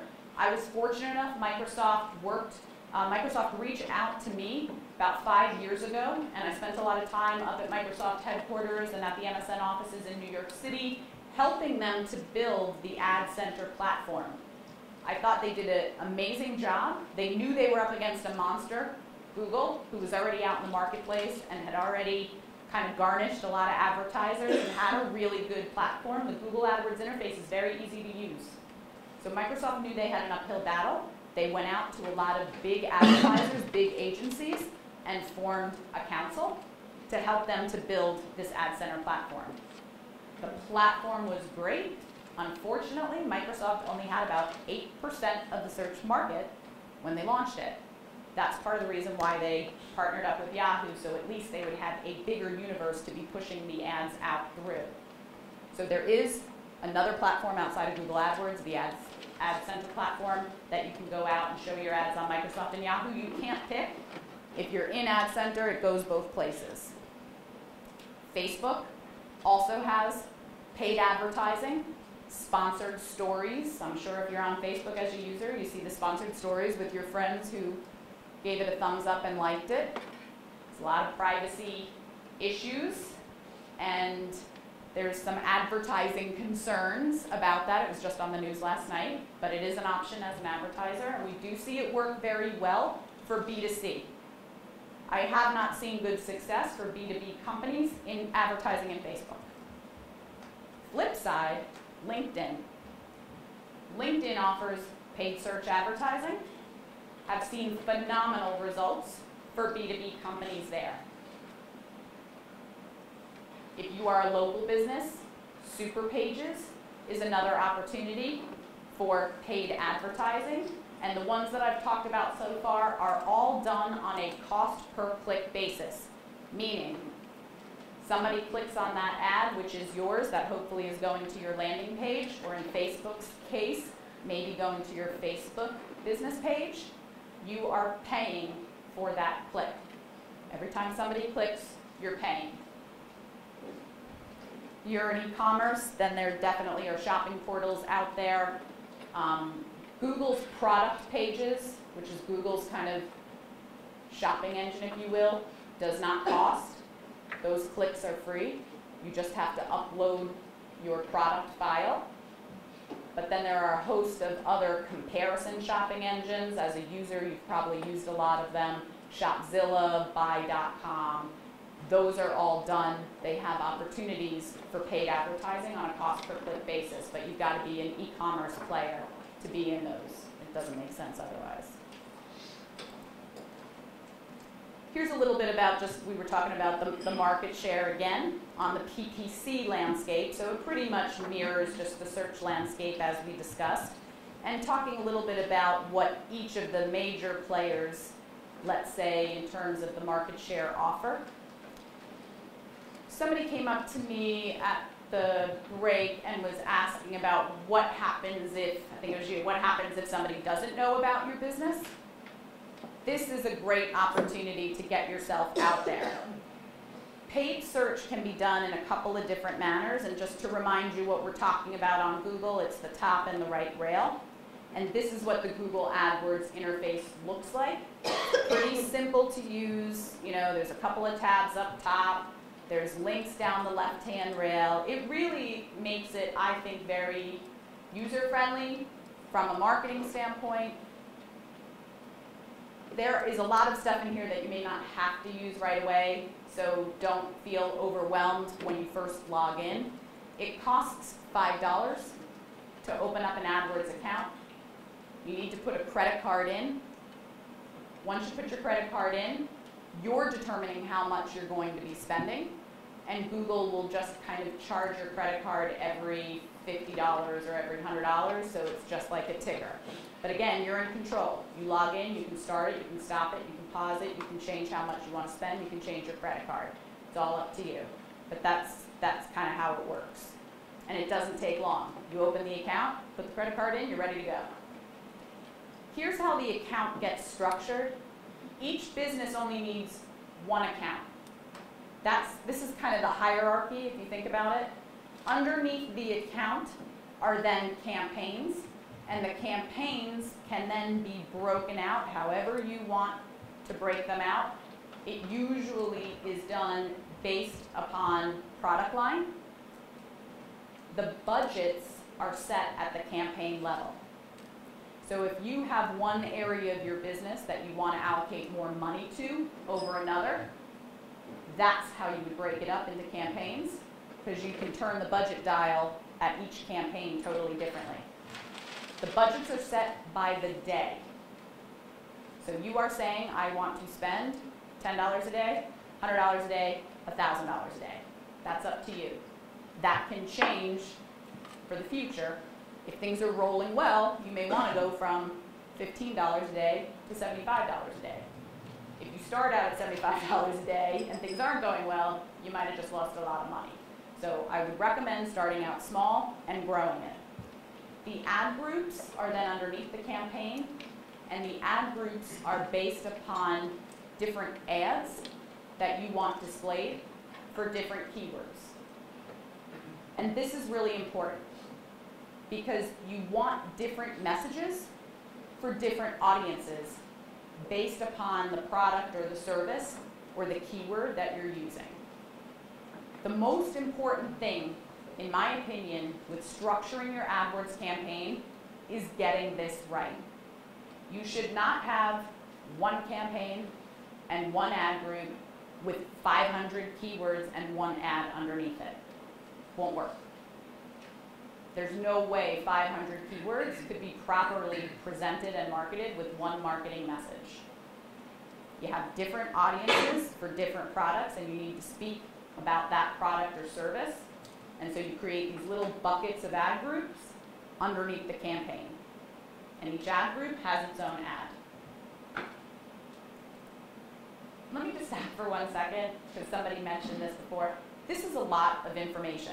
I've been doing this for 10 years. I do it all day, every day. That's all I kind of think about, breathe, talk.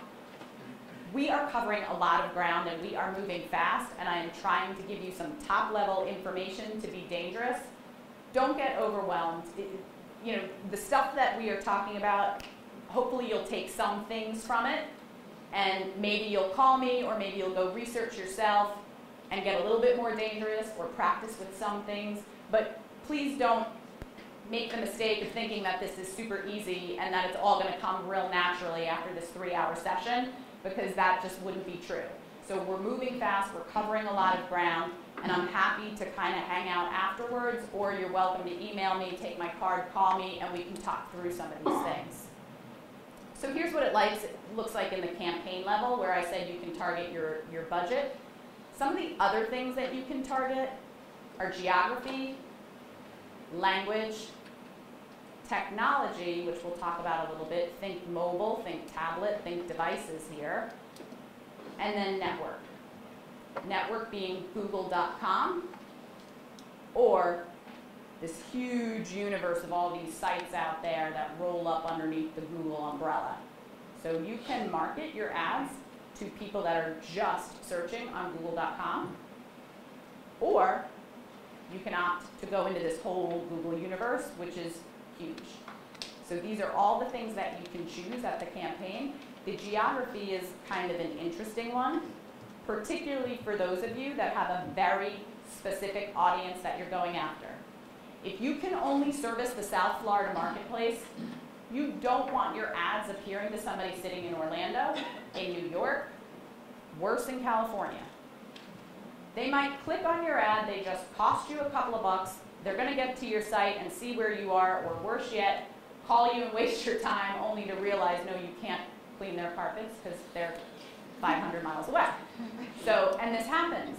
So, not a good use of your money or budget. And most of you are probably on tight budgets and you're kind of watching how you're spending your money, as we all should.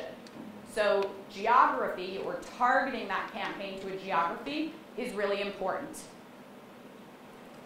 It can be done at the country, so you can just go out to the US. You can go out to the US, Canada, Mexico, any deviation off countries.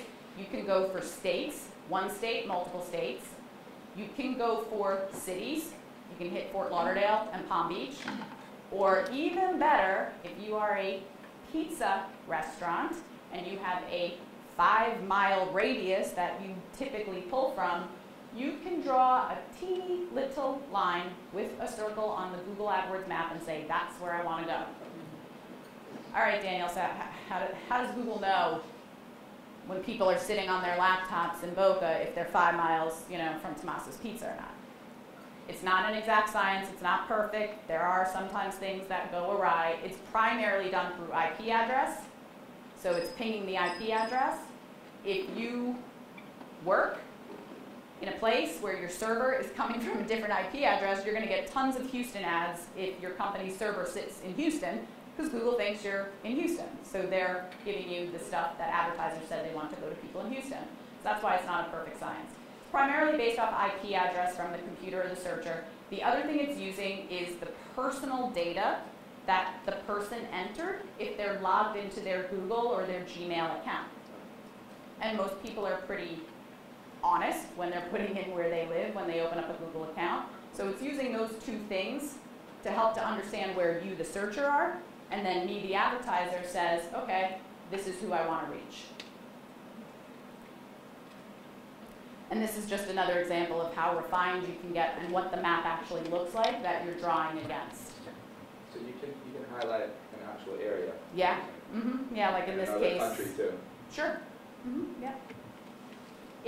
That's a good point. If you're going to go international, I wasn't going to really talk too much about that, but if you're going to market internationally, then please speak in your keywords and your ad copy, and ultimately in the landing page that you're driving them to, in the language of that country, unless it's a predominantly English-speaking country. But we have a lot of people that don't have sites that are translated and don't have people that can translate the ads or the keywords. And so it really is a waste of money, I feel, at that time. Outside of Australia, Great Britain, and all the primarily English-speaking countries outside of the US, then it's not a big deal. One of the nice things about paid search is that you can drive the traffic wherever you want because you're in control. It doesn't have to be a page on your website that's visible to the users. One of the really good benefits about paid search is you can create landing pages, splash pages. They can be hidden. They can sit on your website, but they're kind of hidden. And you want to put what's called a robots.txt don't follow tag. And that's part of the techie coding stuff. But basically what you're doing is telling the Google or the MSN engine from a search engine optimization side, when it comes to your site, don't digest this page. I don't want it in the SEO index because it's only meant to be seen by people that are clicking through your ads. But can't you get organic search results from that language too? Let's say in Google, let's say in South America, they also have paid and organic. Yeah, so they if could. I But want the crawlers to get on there, is that not a good practice? I think we're talking about two different things. You're saying put no robot crawling. This is, but the only reason why I'm saying that is because everything that I told you about SEO to do for the pages that you want is a little bit different. Because in paid search, you want hard, fast selling copy. Boom, boom, boom, buy. Boom, boom, boom, submit. You want to be in and out with the conversion.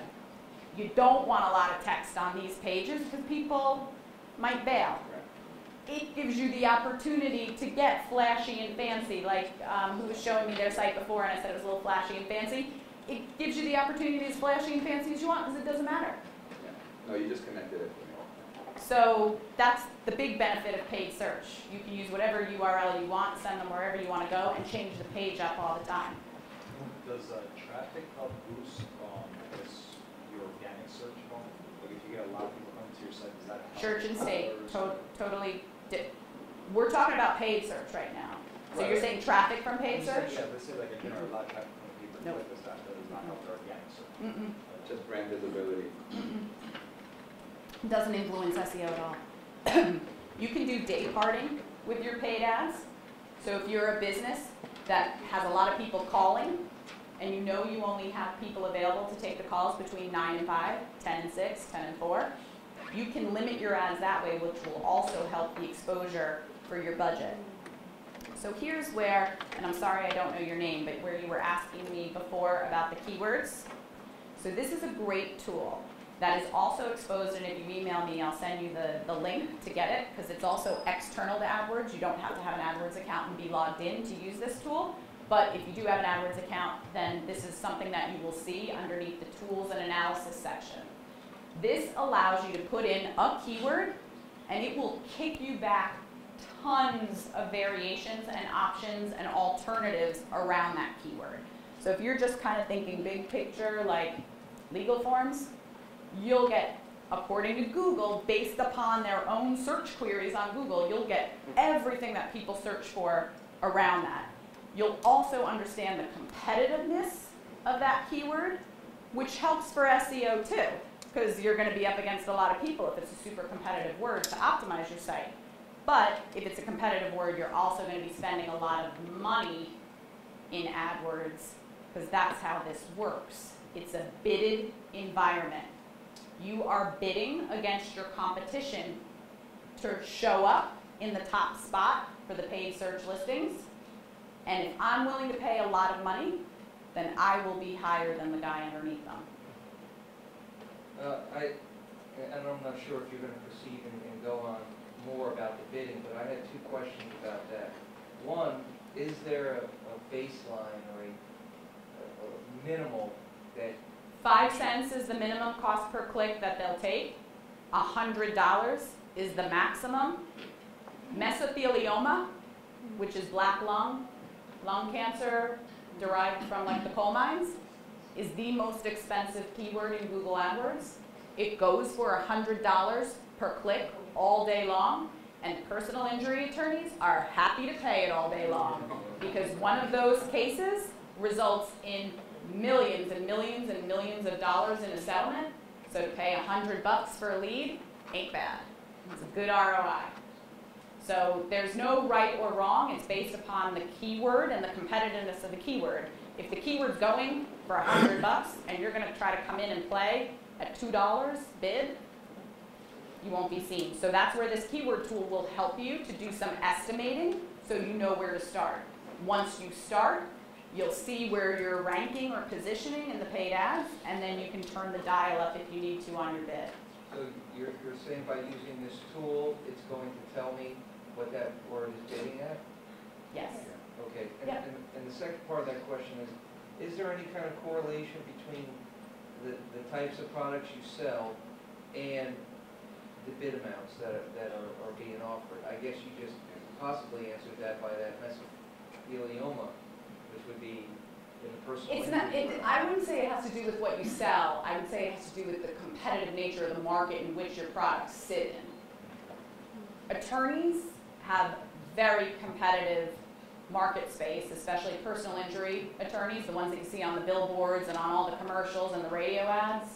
So their market space for a lot of the conditions that are out there tend to drive really high words. Broader words are going to be more expensive than those longer tail generic words just by default. So I got to keep moving because I'm afraid I'm going to run out of time, but keep the questions coming, but I just may push some towards the end, and I'm happy to talk one-on-one with you. Quality doesn't mean quantity.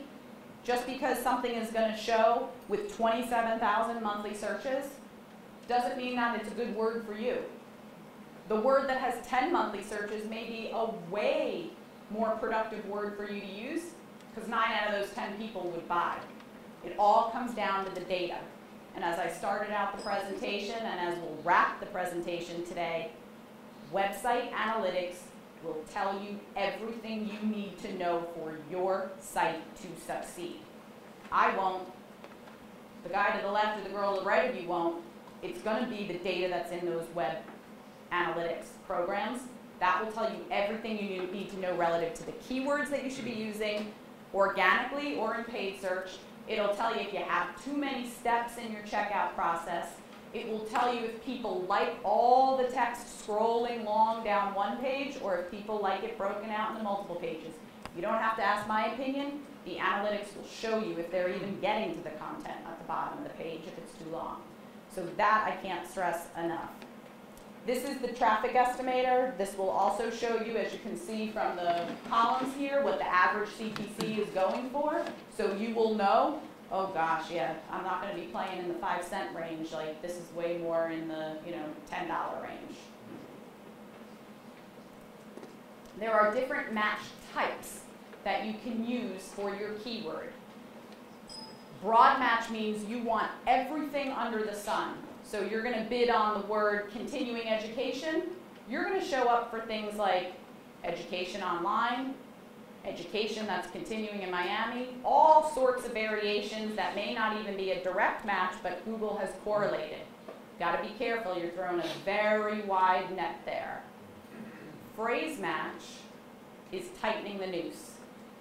The words have to be married together. This only works with 2 words. You can't be married to yourself. Sometimes you probably should, but you can't. So, 2 words, continuing education, they have to stay in that order. You could have words before it, I would like to see options for, or you could have words after it, in Miami. But continuing and education have to stay the same. This is really good. It helps to make sure that you're keeping the context of what you're doing in line. Exact match, what you see is what you get. If that user types in 1 misspelling or 1 letter off, your ad won't show. So you're bidding on continuing education. If somebody types in continuing education in Boca Raton, your ad isn't going to be displayed. That may or may not be a good thing for you. You may not be in their mind so well that you know exactly what they're going to be searching for. Negative matches allows you to just pull out certain search queries that you don't want to show up for. Free is a big negative match. A lot of adult words and adult terminology is another big negative match because you know you're not going to service anybody for free or in other ways, and so you make sure that when people are searching on those terms, your ad doesn't appear. All other times your ad would appear. So these are ways to refine and help control your budget and how often your ad is shown. Creating compelling ad copy. This is the ad that's going to be displayed, the text ad. And I say text because we're going to flip the conversation in about 2 minutes to non-text, which is media, display, banners. The text needs to be compelling. It needs to be concise. You're not talking about a whole lot of characters there. You've all seen the ads. It's 3 lines, and they're very tiny, and it includes punctuation and spaces. So you want to talk about a girl that can talk all day long, every day? Try getting me to get my message into 30 characters or less on 3 lines. Now that's a challenge. And you want your ad to stand out from the competition, because everybody's bidding on the same keyword on that page. You all sell the same services. You all provide the same products. Why are they going to click on your ad? Just because you're number 1? No. I have lots of traffic coming through on number 2, number 3, number 4, number 5 in the paid spots. What makes you stand out? Don't guess, test. You can run multiple ads to be shown throughout the day, and Google AdWords will tell you the percentage of the response rate from this ad over this ad. You think free shipping works better than 10% off? Maybe not. Try it. Let the people tell you what they like. You don't have to guess. You can run multiple ads against one another simultaneously to determine it. The ad preview tool is within AdWords. This is how you can see your ad if you are running something in AdWords. Please don't type it into Google and trigger Google to serve up your ad.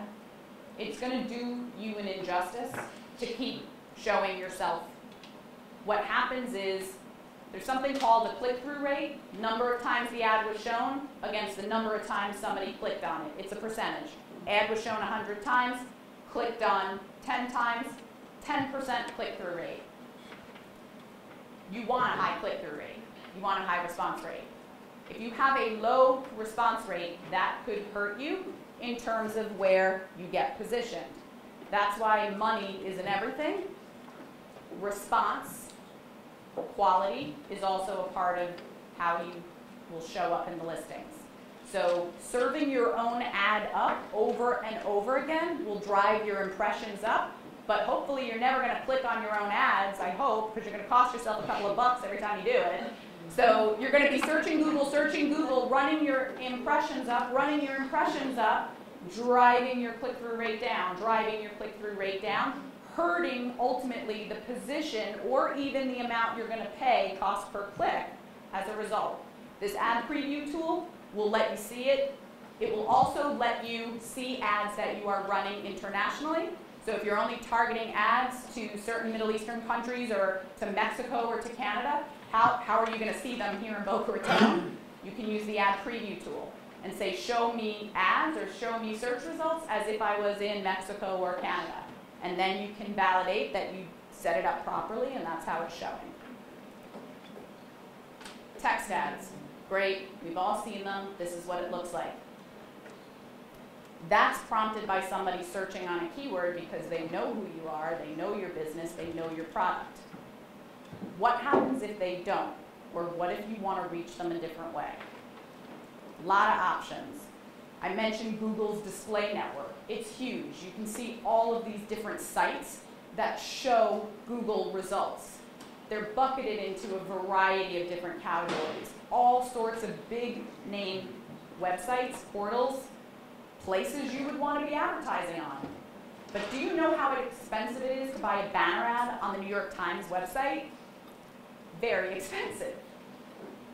However, you have the opportunity through Google AdWords to show banner ads on the New York Times or CNN website. And you can do it in a cost per click manner, which takes the gamble off of you, because you're only paying when somebody clicked on the banner or the ad and landed on your site. It's really when you're buying a media buy directly with the New York Times, they're going to tell you it's 10 grand to be on this section of the New York Times.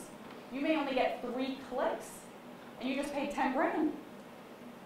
So it's a great opportunity, particularly for smaller advertisers, mid-sized advertisers that don't have large pockets. This display network of sites that Google has really allows you to be super competitive against the big guys who are going right to these sources to pay for media buys.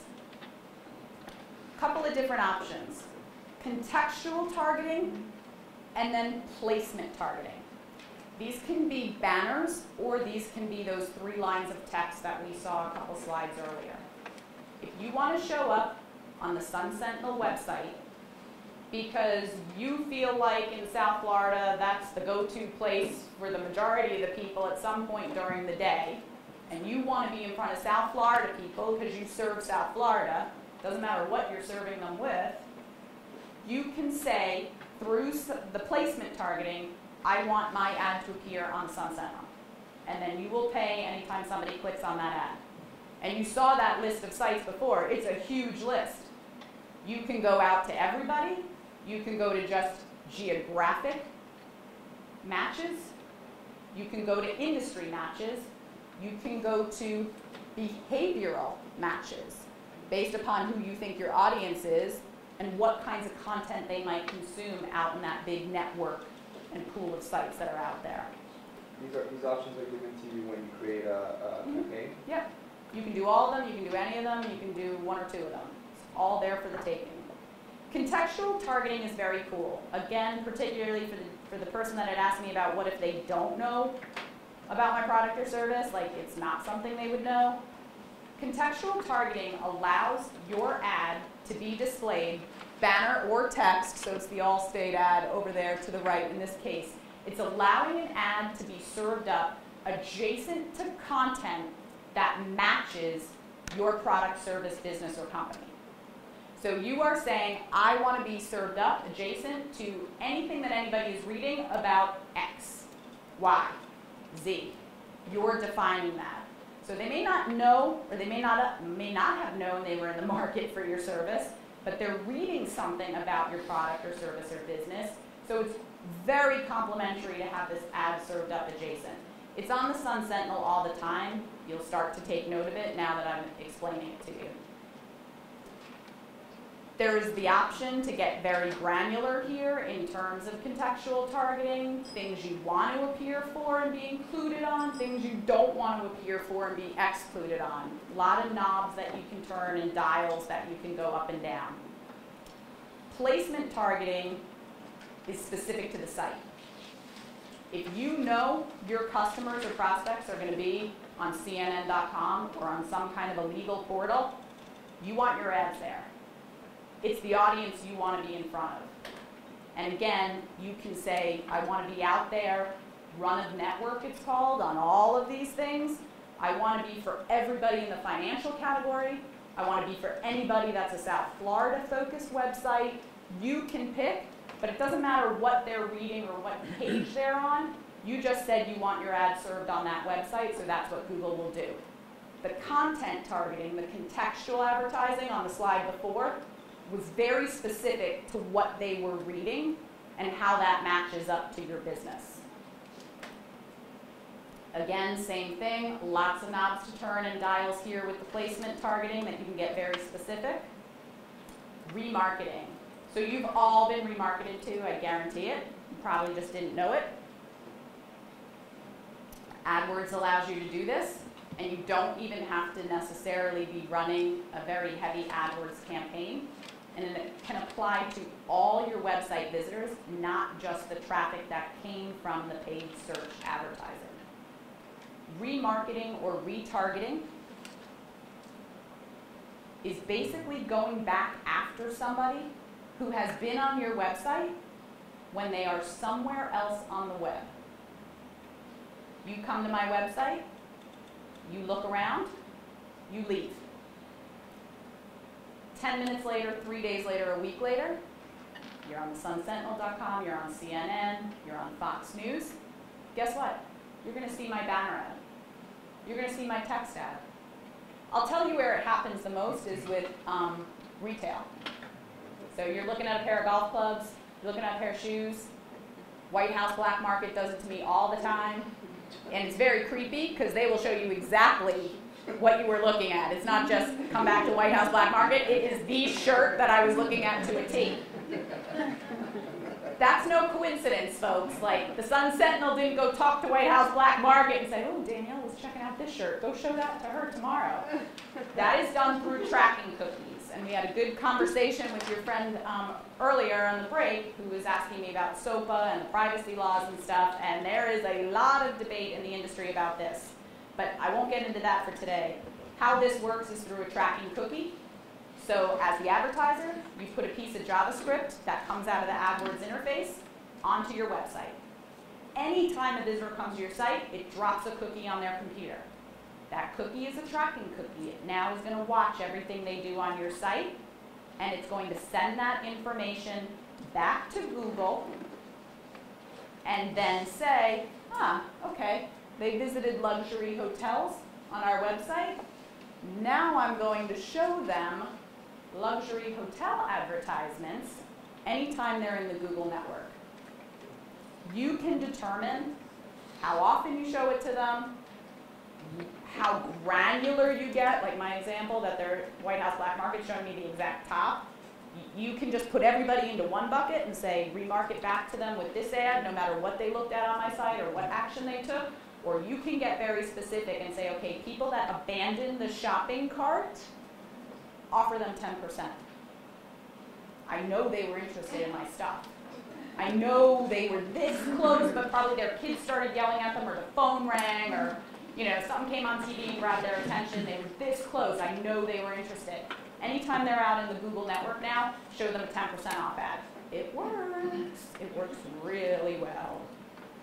But it's also a little creepy. I will give you that. Don't tell Google I said so. So to answer the question that came up earlier over the break of how do you reach people who don't know about you or your market, the best way to do that is through the site targeting and through the contextual advertising and through just the display network on Google. You have to know, I hope, who your audience is or who you want to go after and target to some extent. There are options for you to find those people in the Google network and then send text ads and banner ads out to them in the Google universe. The keyword search is great, and I recommend both working in tandem. But if keywords aren't necessarily going to help you because nobody knows what to search for or nobody is searching, and that estimator tool will show you if people are searching on it or not. Maybe they do know about your product and service and you weren't the first out there. The estimator tool will show you how many people are searching on it. But if not, and there are a lot of new things that come out that people wouldn't know to search on, then I think all this display stuff that we just ran through are great options and opportunities. The remarketing, I think you should all be doing anyway. It does really work. And the more granular you get with the buckets you put people in coming to your site, and then the more specific the ad is going back out to them, the better results you're going to see. These options are going to be available to us again when we create a campaign. Yep, it's all there. It's all there, I promise you, it's all there. Mobile web. Could be a workshop session in and of itself, so I'm just going to kind of go through it quickly, but I think it's no surprise that I'm looking through, everybody sitting here and you all have tablets or smartphones or Droids, or I'm probably the only one here with BlackBerry, iPhone, everybody has a device. The amount of search volume coming off of mobile, and for right now I'm going to call mobile anything outside of a laptop or a desktop, so tablets and smartphones, that is just increasing exponentially. As a marketer, as a business owner, you need to be prepared to speak to people on a very small screen. You're crazy to think that they're not looking for you on the small screen. They are. We all use it. We all have one. Why wouldn't your customers? You do it, they'll do it. You need to be prepared for it. Yes? I have a question, and if it's too long an answer, we can address it later. So for example, suppose my bank is Chase, okay? And I go on the Chase website and do whatever I need to do, but then they encourage you to download their app. Why do I need what's the advantage of downloading the app when I can just go right to their website on my phone? Is there a... Can I answer that on the next slide? Okay. Because I talk a little bit about that on the next slide.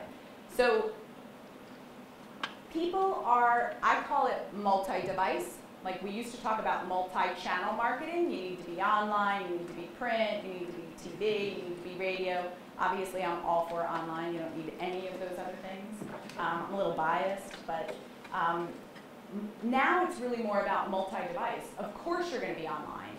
I don't have to convince you that. You already know that. But people are consuming information at all different points of the day on all different types of devices, desktops, TVs, smartphones, tablets, laptops, you name it, they're online. And interestingly enough, there are patterns and trends as shown by this image up here on the screen. There's trends tied to when they use what devices. And I think the most interesting trend, like the desktop, it's no surprise, kind of the workday really influences that. But the first one is tablet. And it starts at midnight on the far side and then goes throughout the course of the day, the workday and into the evening. Look at how tablet spikes at night. I guarantee you that's people on the couch, multi-devicing, multitasking. With their iPad on the couch, I do it all the time, my 11-year-old does it all the time, with the tablet, watching TV, and I've got the smartphone checking email simultaneously. And you got the TV and the cable TV and some of the TV integration now that's coming into play. You have to be where people are. It's just that simple. And they are everywhere, trust me. Just something to consider if you are starting businesses, you're going to be having employees. something that's coming into the workforce right now that needs to be addressed at some point, bring your own device. People are bringing their own devices into the workforce. And how are you going to handle that as an employer? Are you going to embrace it? Are you going to completely prohibit it? Are you maybe going to embrace it but with some modified restrictions? Just think about that because it's already happening and it's already something that needs to be addressed. And it's a big challenge for a lot of organizations, big and small.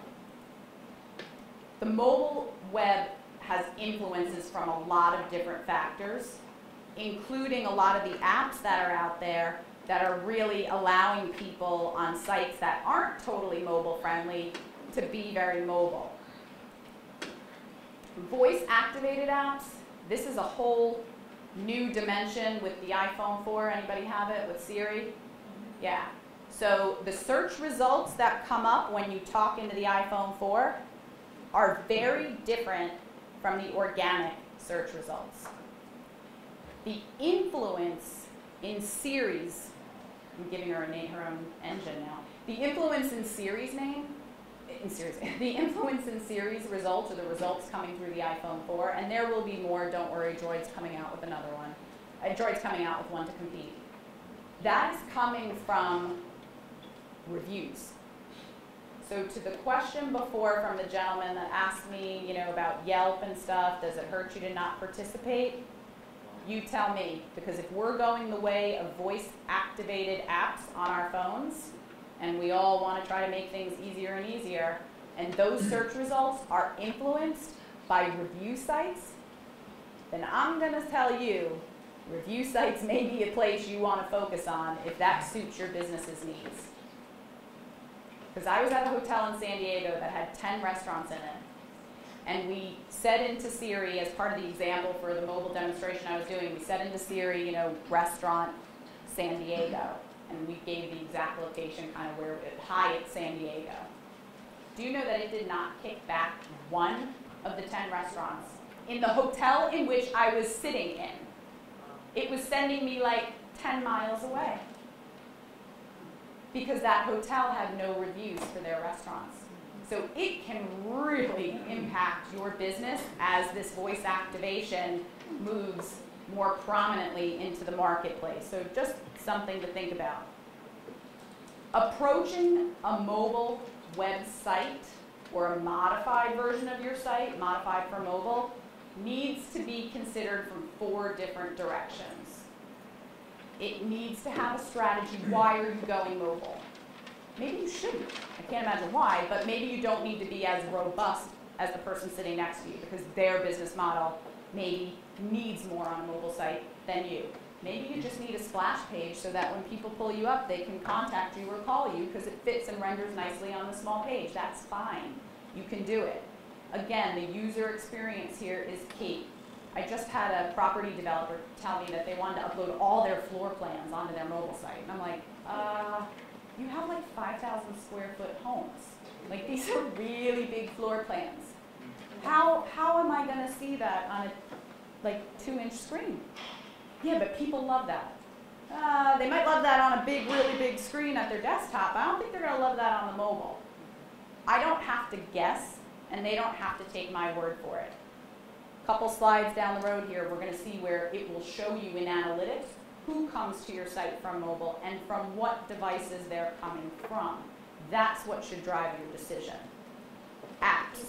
So apps are different than a mobile site. You should not create a mobile app and forego the site. If you have to pick one, mobile site, mobile site, mobile site, mobile site, mobile site all day long. An app is ancillary, complementary. Doesn't replace a mobile site or a modified version of your site where it's modified for the mobile screen. An app has to have a purpose. There has to be a reason why you have an app. One of the reasons why an app can't replace your site is because an app also can't be the same as your site. Apple, at least, if it's an iPhone app, won't accept it. If you have a mobile site and you put forth an app that looks pretty similar or has a lot of the same content, Apple will reject it.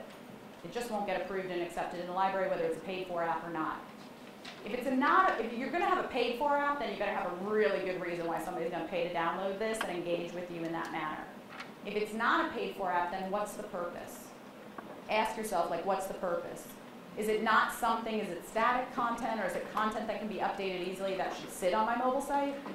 Or is it something that's very unique from the content on the site that needs to be in an app environment? They are expensive, I will tell you that first and foremost. They are not cheap to create, although you've got some great students in your College of Science and in the MIS departments here that can create these apps, and I would tap in and source them. It also has to be maintained. So for those of you with iPhones or Droids and you have apps, you always see how there's upgrades, upgrades, upgrades. Well, guess what?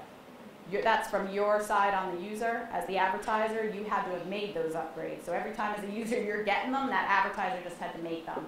So not only is there an upfront cost, there's also an ongoing cost. There are reasons, and we all have apps, so there are reasons why apps are good. But it's something just to consider and think about, because it has to be independent of doing the mobile site. If you have to pick one to focus on first, pick the mobile site first. I just wanted to make a quick comment. The product that I'm building actually addresses this issue. We built a platform to build and maintain mobile apps all from a web interface. And it's actually native apps, Android, iPhone, anything I else would like that to comes see up. I would like to see that. That sounds very interesting. QR codes, quick response codes. You've probably all seen them in magazines, catalogs, brochures. They are on an offline marketing collateral, but they are meant to take you offline on. You can't use a QR code unless you have something mobile friendly to drive them to. Because somebody's going to hover their phone over the QR code and try to look at whatever you're serving them back up, hopefully a website or a web page. They're going to look at it on a small device. My business card has a QR code on it. You hover over it, it's going to go to the mobile version of our site. If I didn't send you to the mobile version of our website, you would not see a whole lot, because we have a big flash custom video player right in the center of our homepage, so you'd see a big blank screen. If you're going to use quick response codes, QR codes, you need to have somewhere to send them, even if it's just one page of a mobile site. It's a good way when you're at a trade show, when you're at a business event, when you're networking with people at different events offline. It's a great way to kind of re-engage with them. You can send them wherever you want, including to a Facebook page, to a LinkedIn page. It doesn't have to be to your website. So think about that, because there are some ways to get mobile, pretty sites without it being your own, and still have it be branded. If you're doing AdWords, you can target mobile devices separately. That is an option. You can also target tablet devices separately. If you do have a mobile site, I encourage you to target the mobile devices separately. It will save you money if you break those campaigns out versus just sending everything out to the universe. You also would want to exclude mobile devices from your AdWords campaign. This is the paid stuff we were talking about before. If you don't have a mobile-friendly site, don't waste your money. Don't waste clicks. If somebody's going to click on that ad and not have any idea of what they're looking at on a small screen. There's mobile click to call. So if you are running ads on mobile devices, you can put your phone number in there so somebody can do a one-touch click to call from their device. Google has a separate mobile organic index, and it is starting to be built out more and more. Eventually, it's going to all be .mobies that are included in there, which is the extension at the end of your domain. Right now, everything's .com, .biz, .gov, whatever. .mobi is another extension. If you have a business, here's a tip. If you have a business, if you have a brand name, go secure the domain .mobi to match your .com. GoDaddy, you can do it for $9.95 a year or like $20 for the next 5 years. Go secure it, because if you don't, somebody else will, and then you're going to be hijacked and have to pay them whatever they ask for to go get that back. It's just worth it if you do nothing else other than just secure the domain name and sit on it.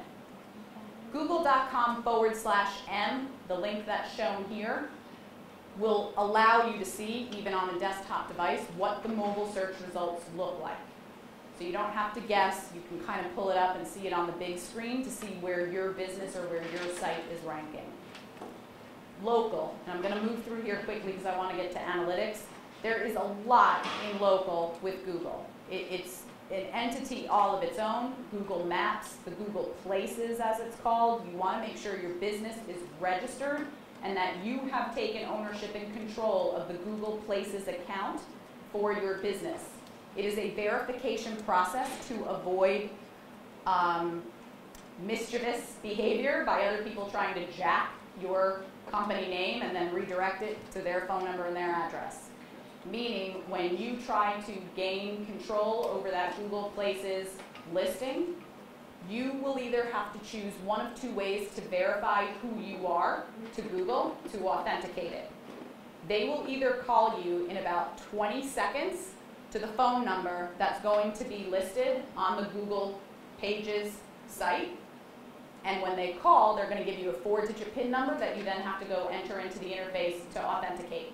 If you have receptionists or something, you better let that receptionist know that they're calling because you got one shot, and it's in a big company, it gets to be a pain.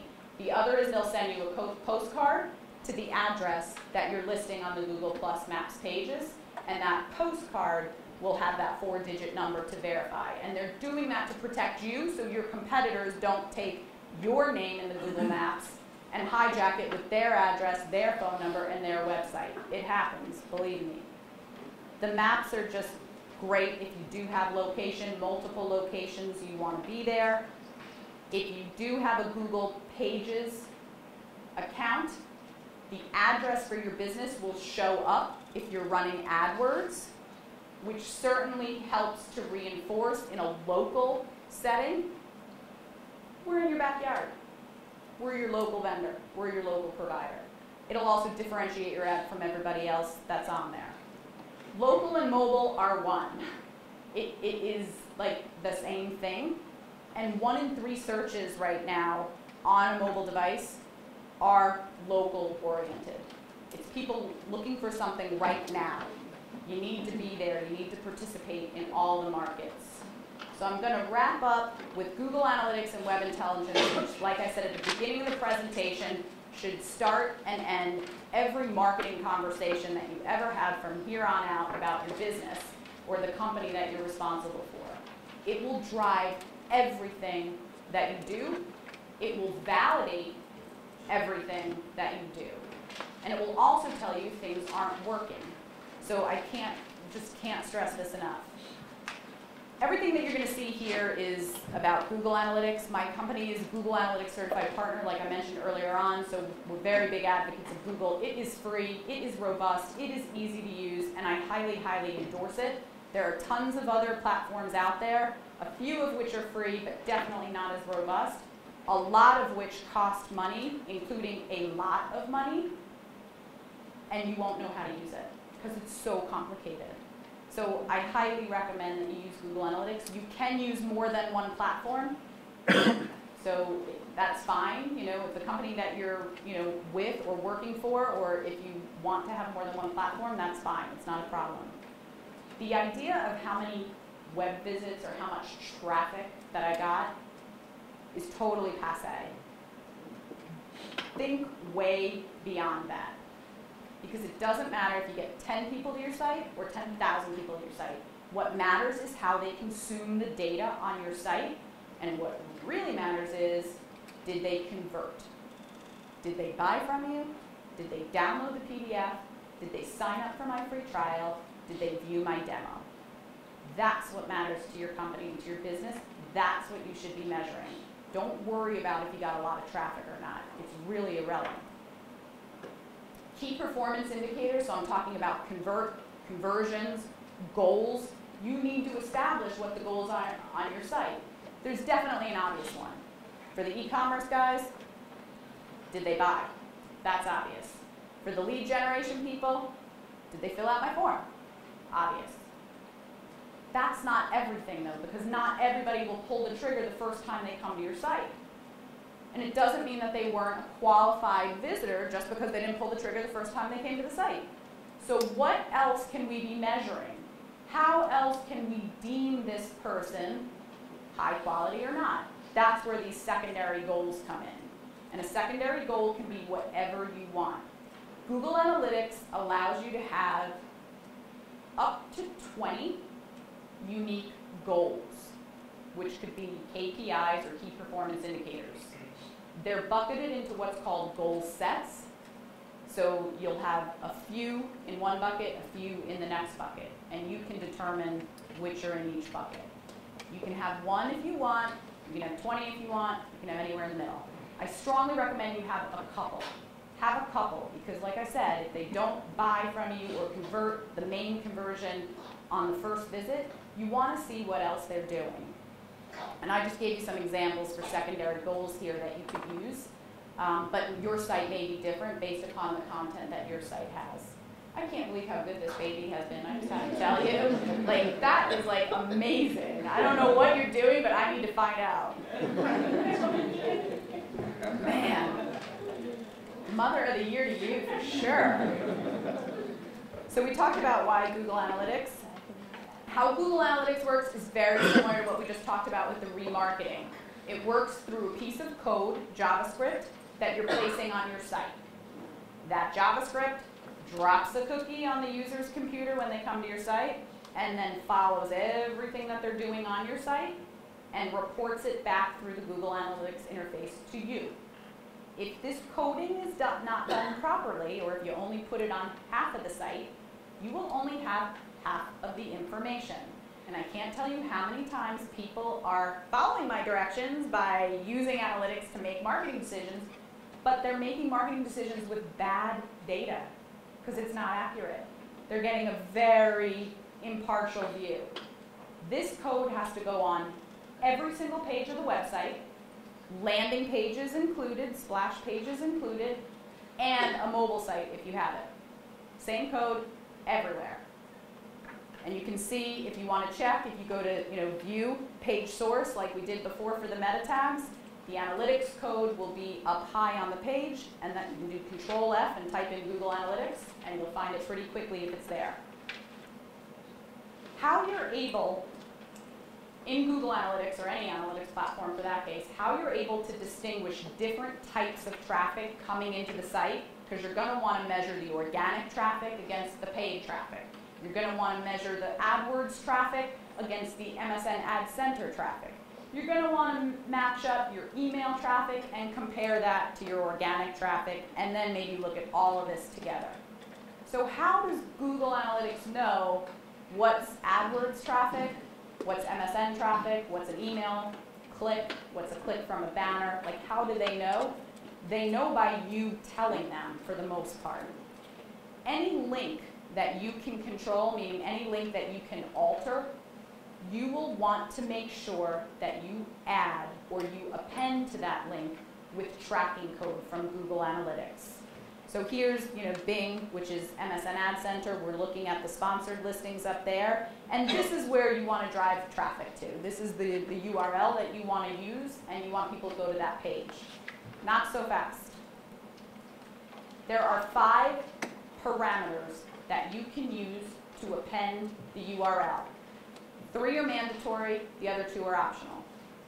This is ultimately what's going to tell Google Analytics where the click just came from, because you are going to put that information into the URL that's going to pull into the interface. So the source is kind of like the main engine, if you think of that. The medium is how the traffic got to you. The campaign is more specifically how they got to you, and then term and content are up to you.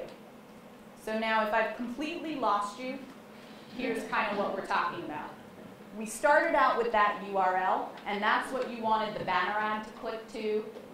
That's what you wanted your email to go to. If somebody clicks in the email that you sent out, that's where you wanted them to go. You're going to replace that with this, which, as you can see from the URL, is identical, except there's a question mark that then pulls in a whole string in red of information.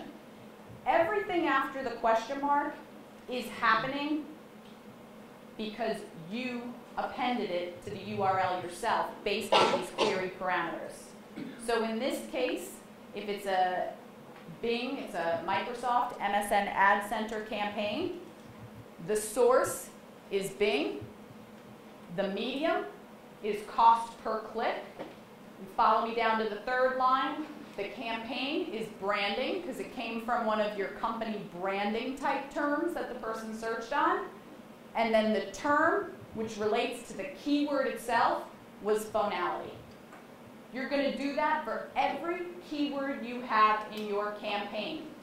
So each time somebody clicks on an ad, we don't just say, oh, they came from MSN, or oh, they came from paid search, or oh, they came from my branding effort.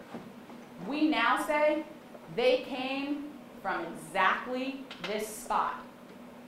And that's what's going to represent back into the Google Analytics interface.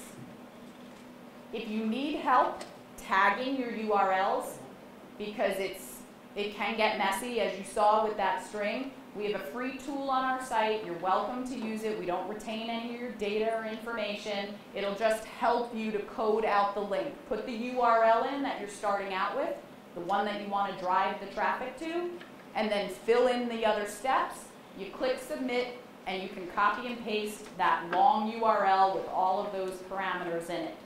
Do that for any link that you can control.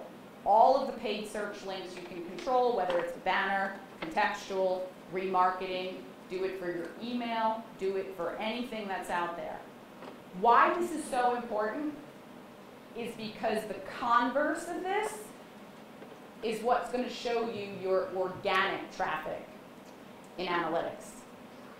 So if you are running an AdWords campaign and you don't code all of the links in your AdWords campaign and you just leave them blank, Google will assume that was all organic Google traffic. So you will falsely think you're rocking on the SEO side, and you are really generating a lot of leads and sales from SEO. But that's not really true, because I guarantee if you're running an AdWords campaign, a lot of that credit needs to go to AdWords. So it's very important, not just because you want to see the data, but you want the data to be accurate. So it's very important, particularly in Google and MSN, if you're running paid campaigns, to make sure that those links are tagged. Now, in AdWords, you can sync your Google AdWords account to your Google Analytics account. That will eliminate you from having to manually tag all of those keywords. It'll do it for you. One step, boom, don't have to worry about it anymore. They will all report properly. This is how it will show up in the analytics interface.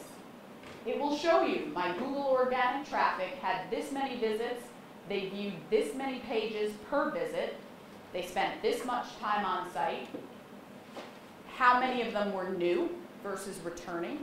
Am I running an AdWords campaign just to get people that already knew about me and are coming back to my site? Might want to rethink that strategy then.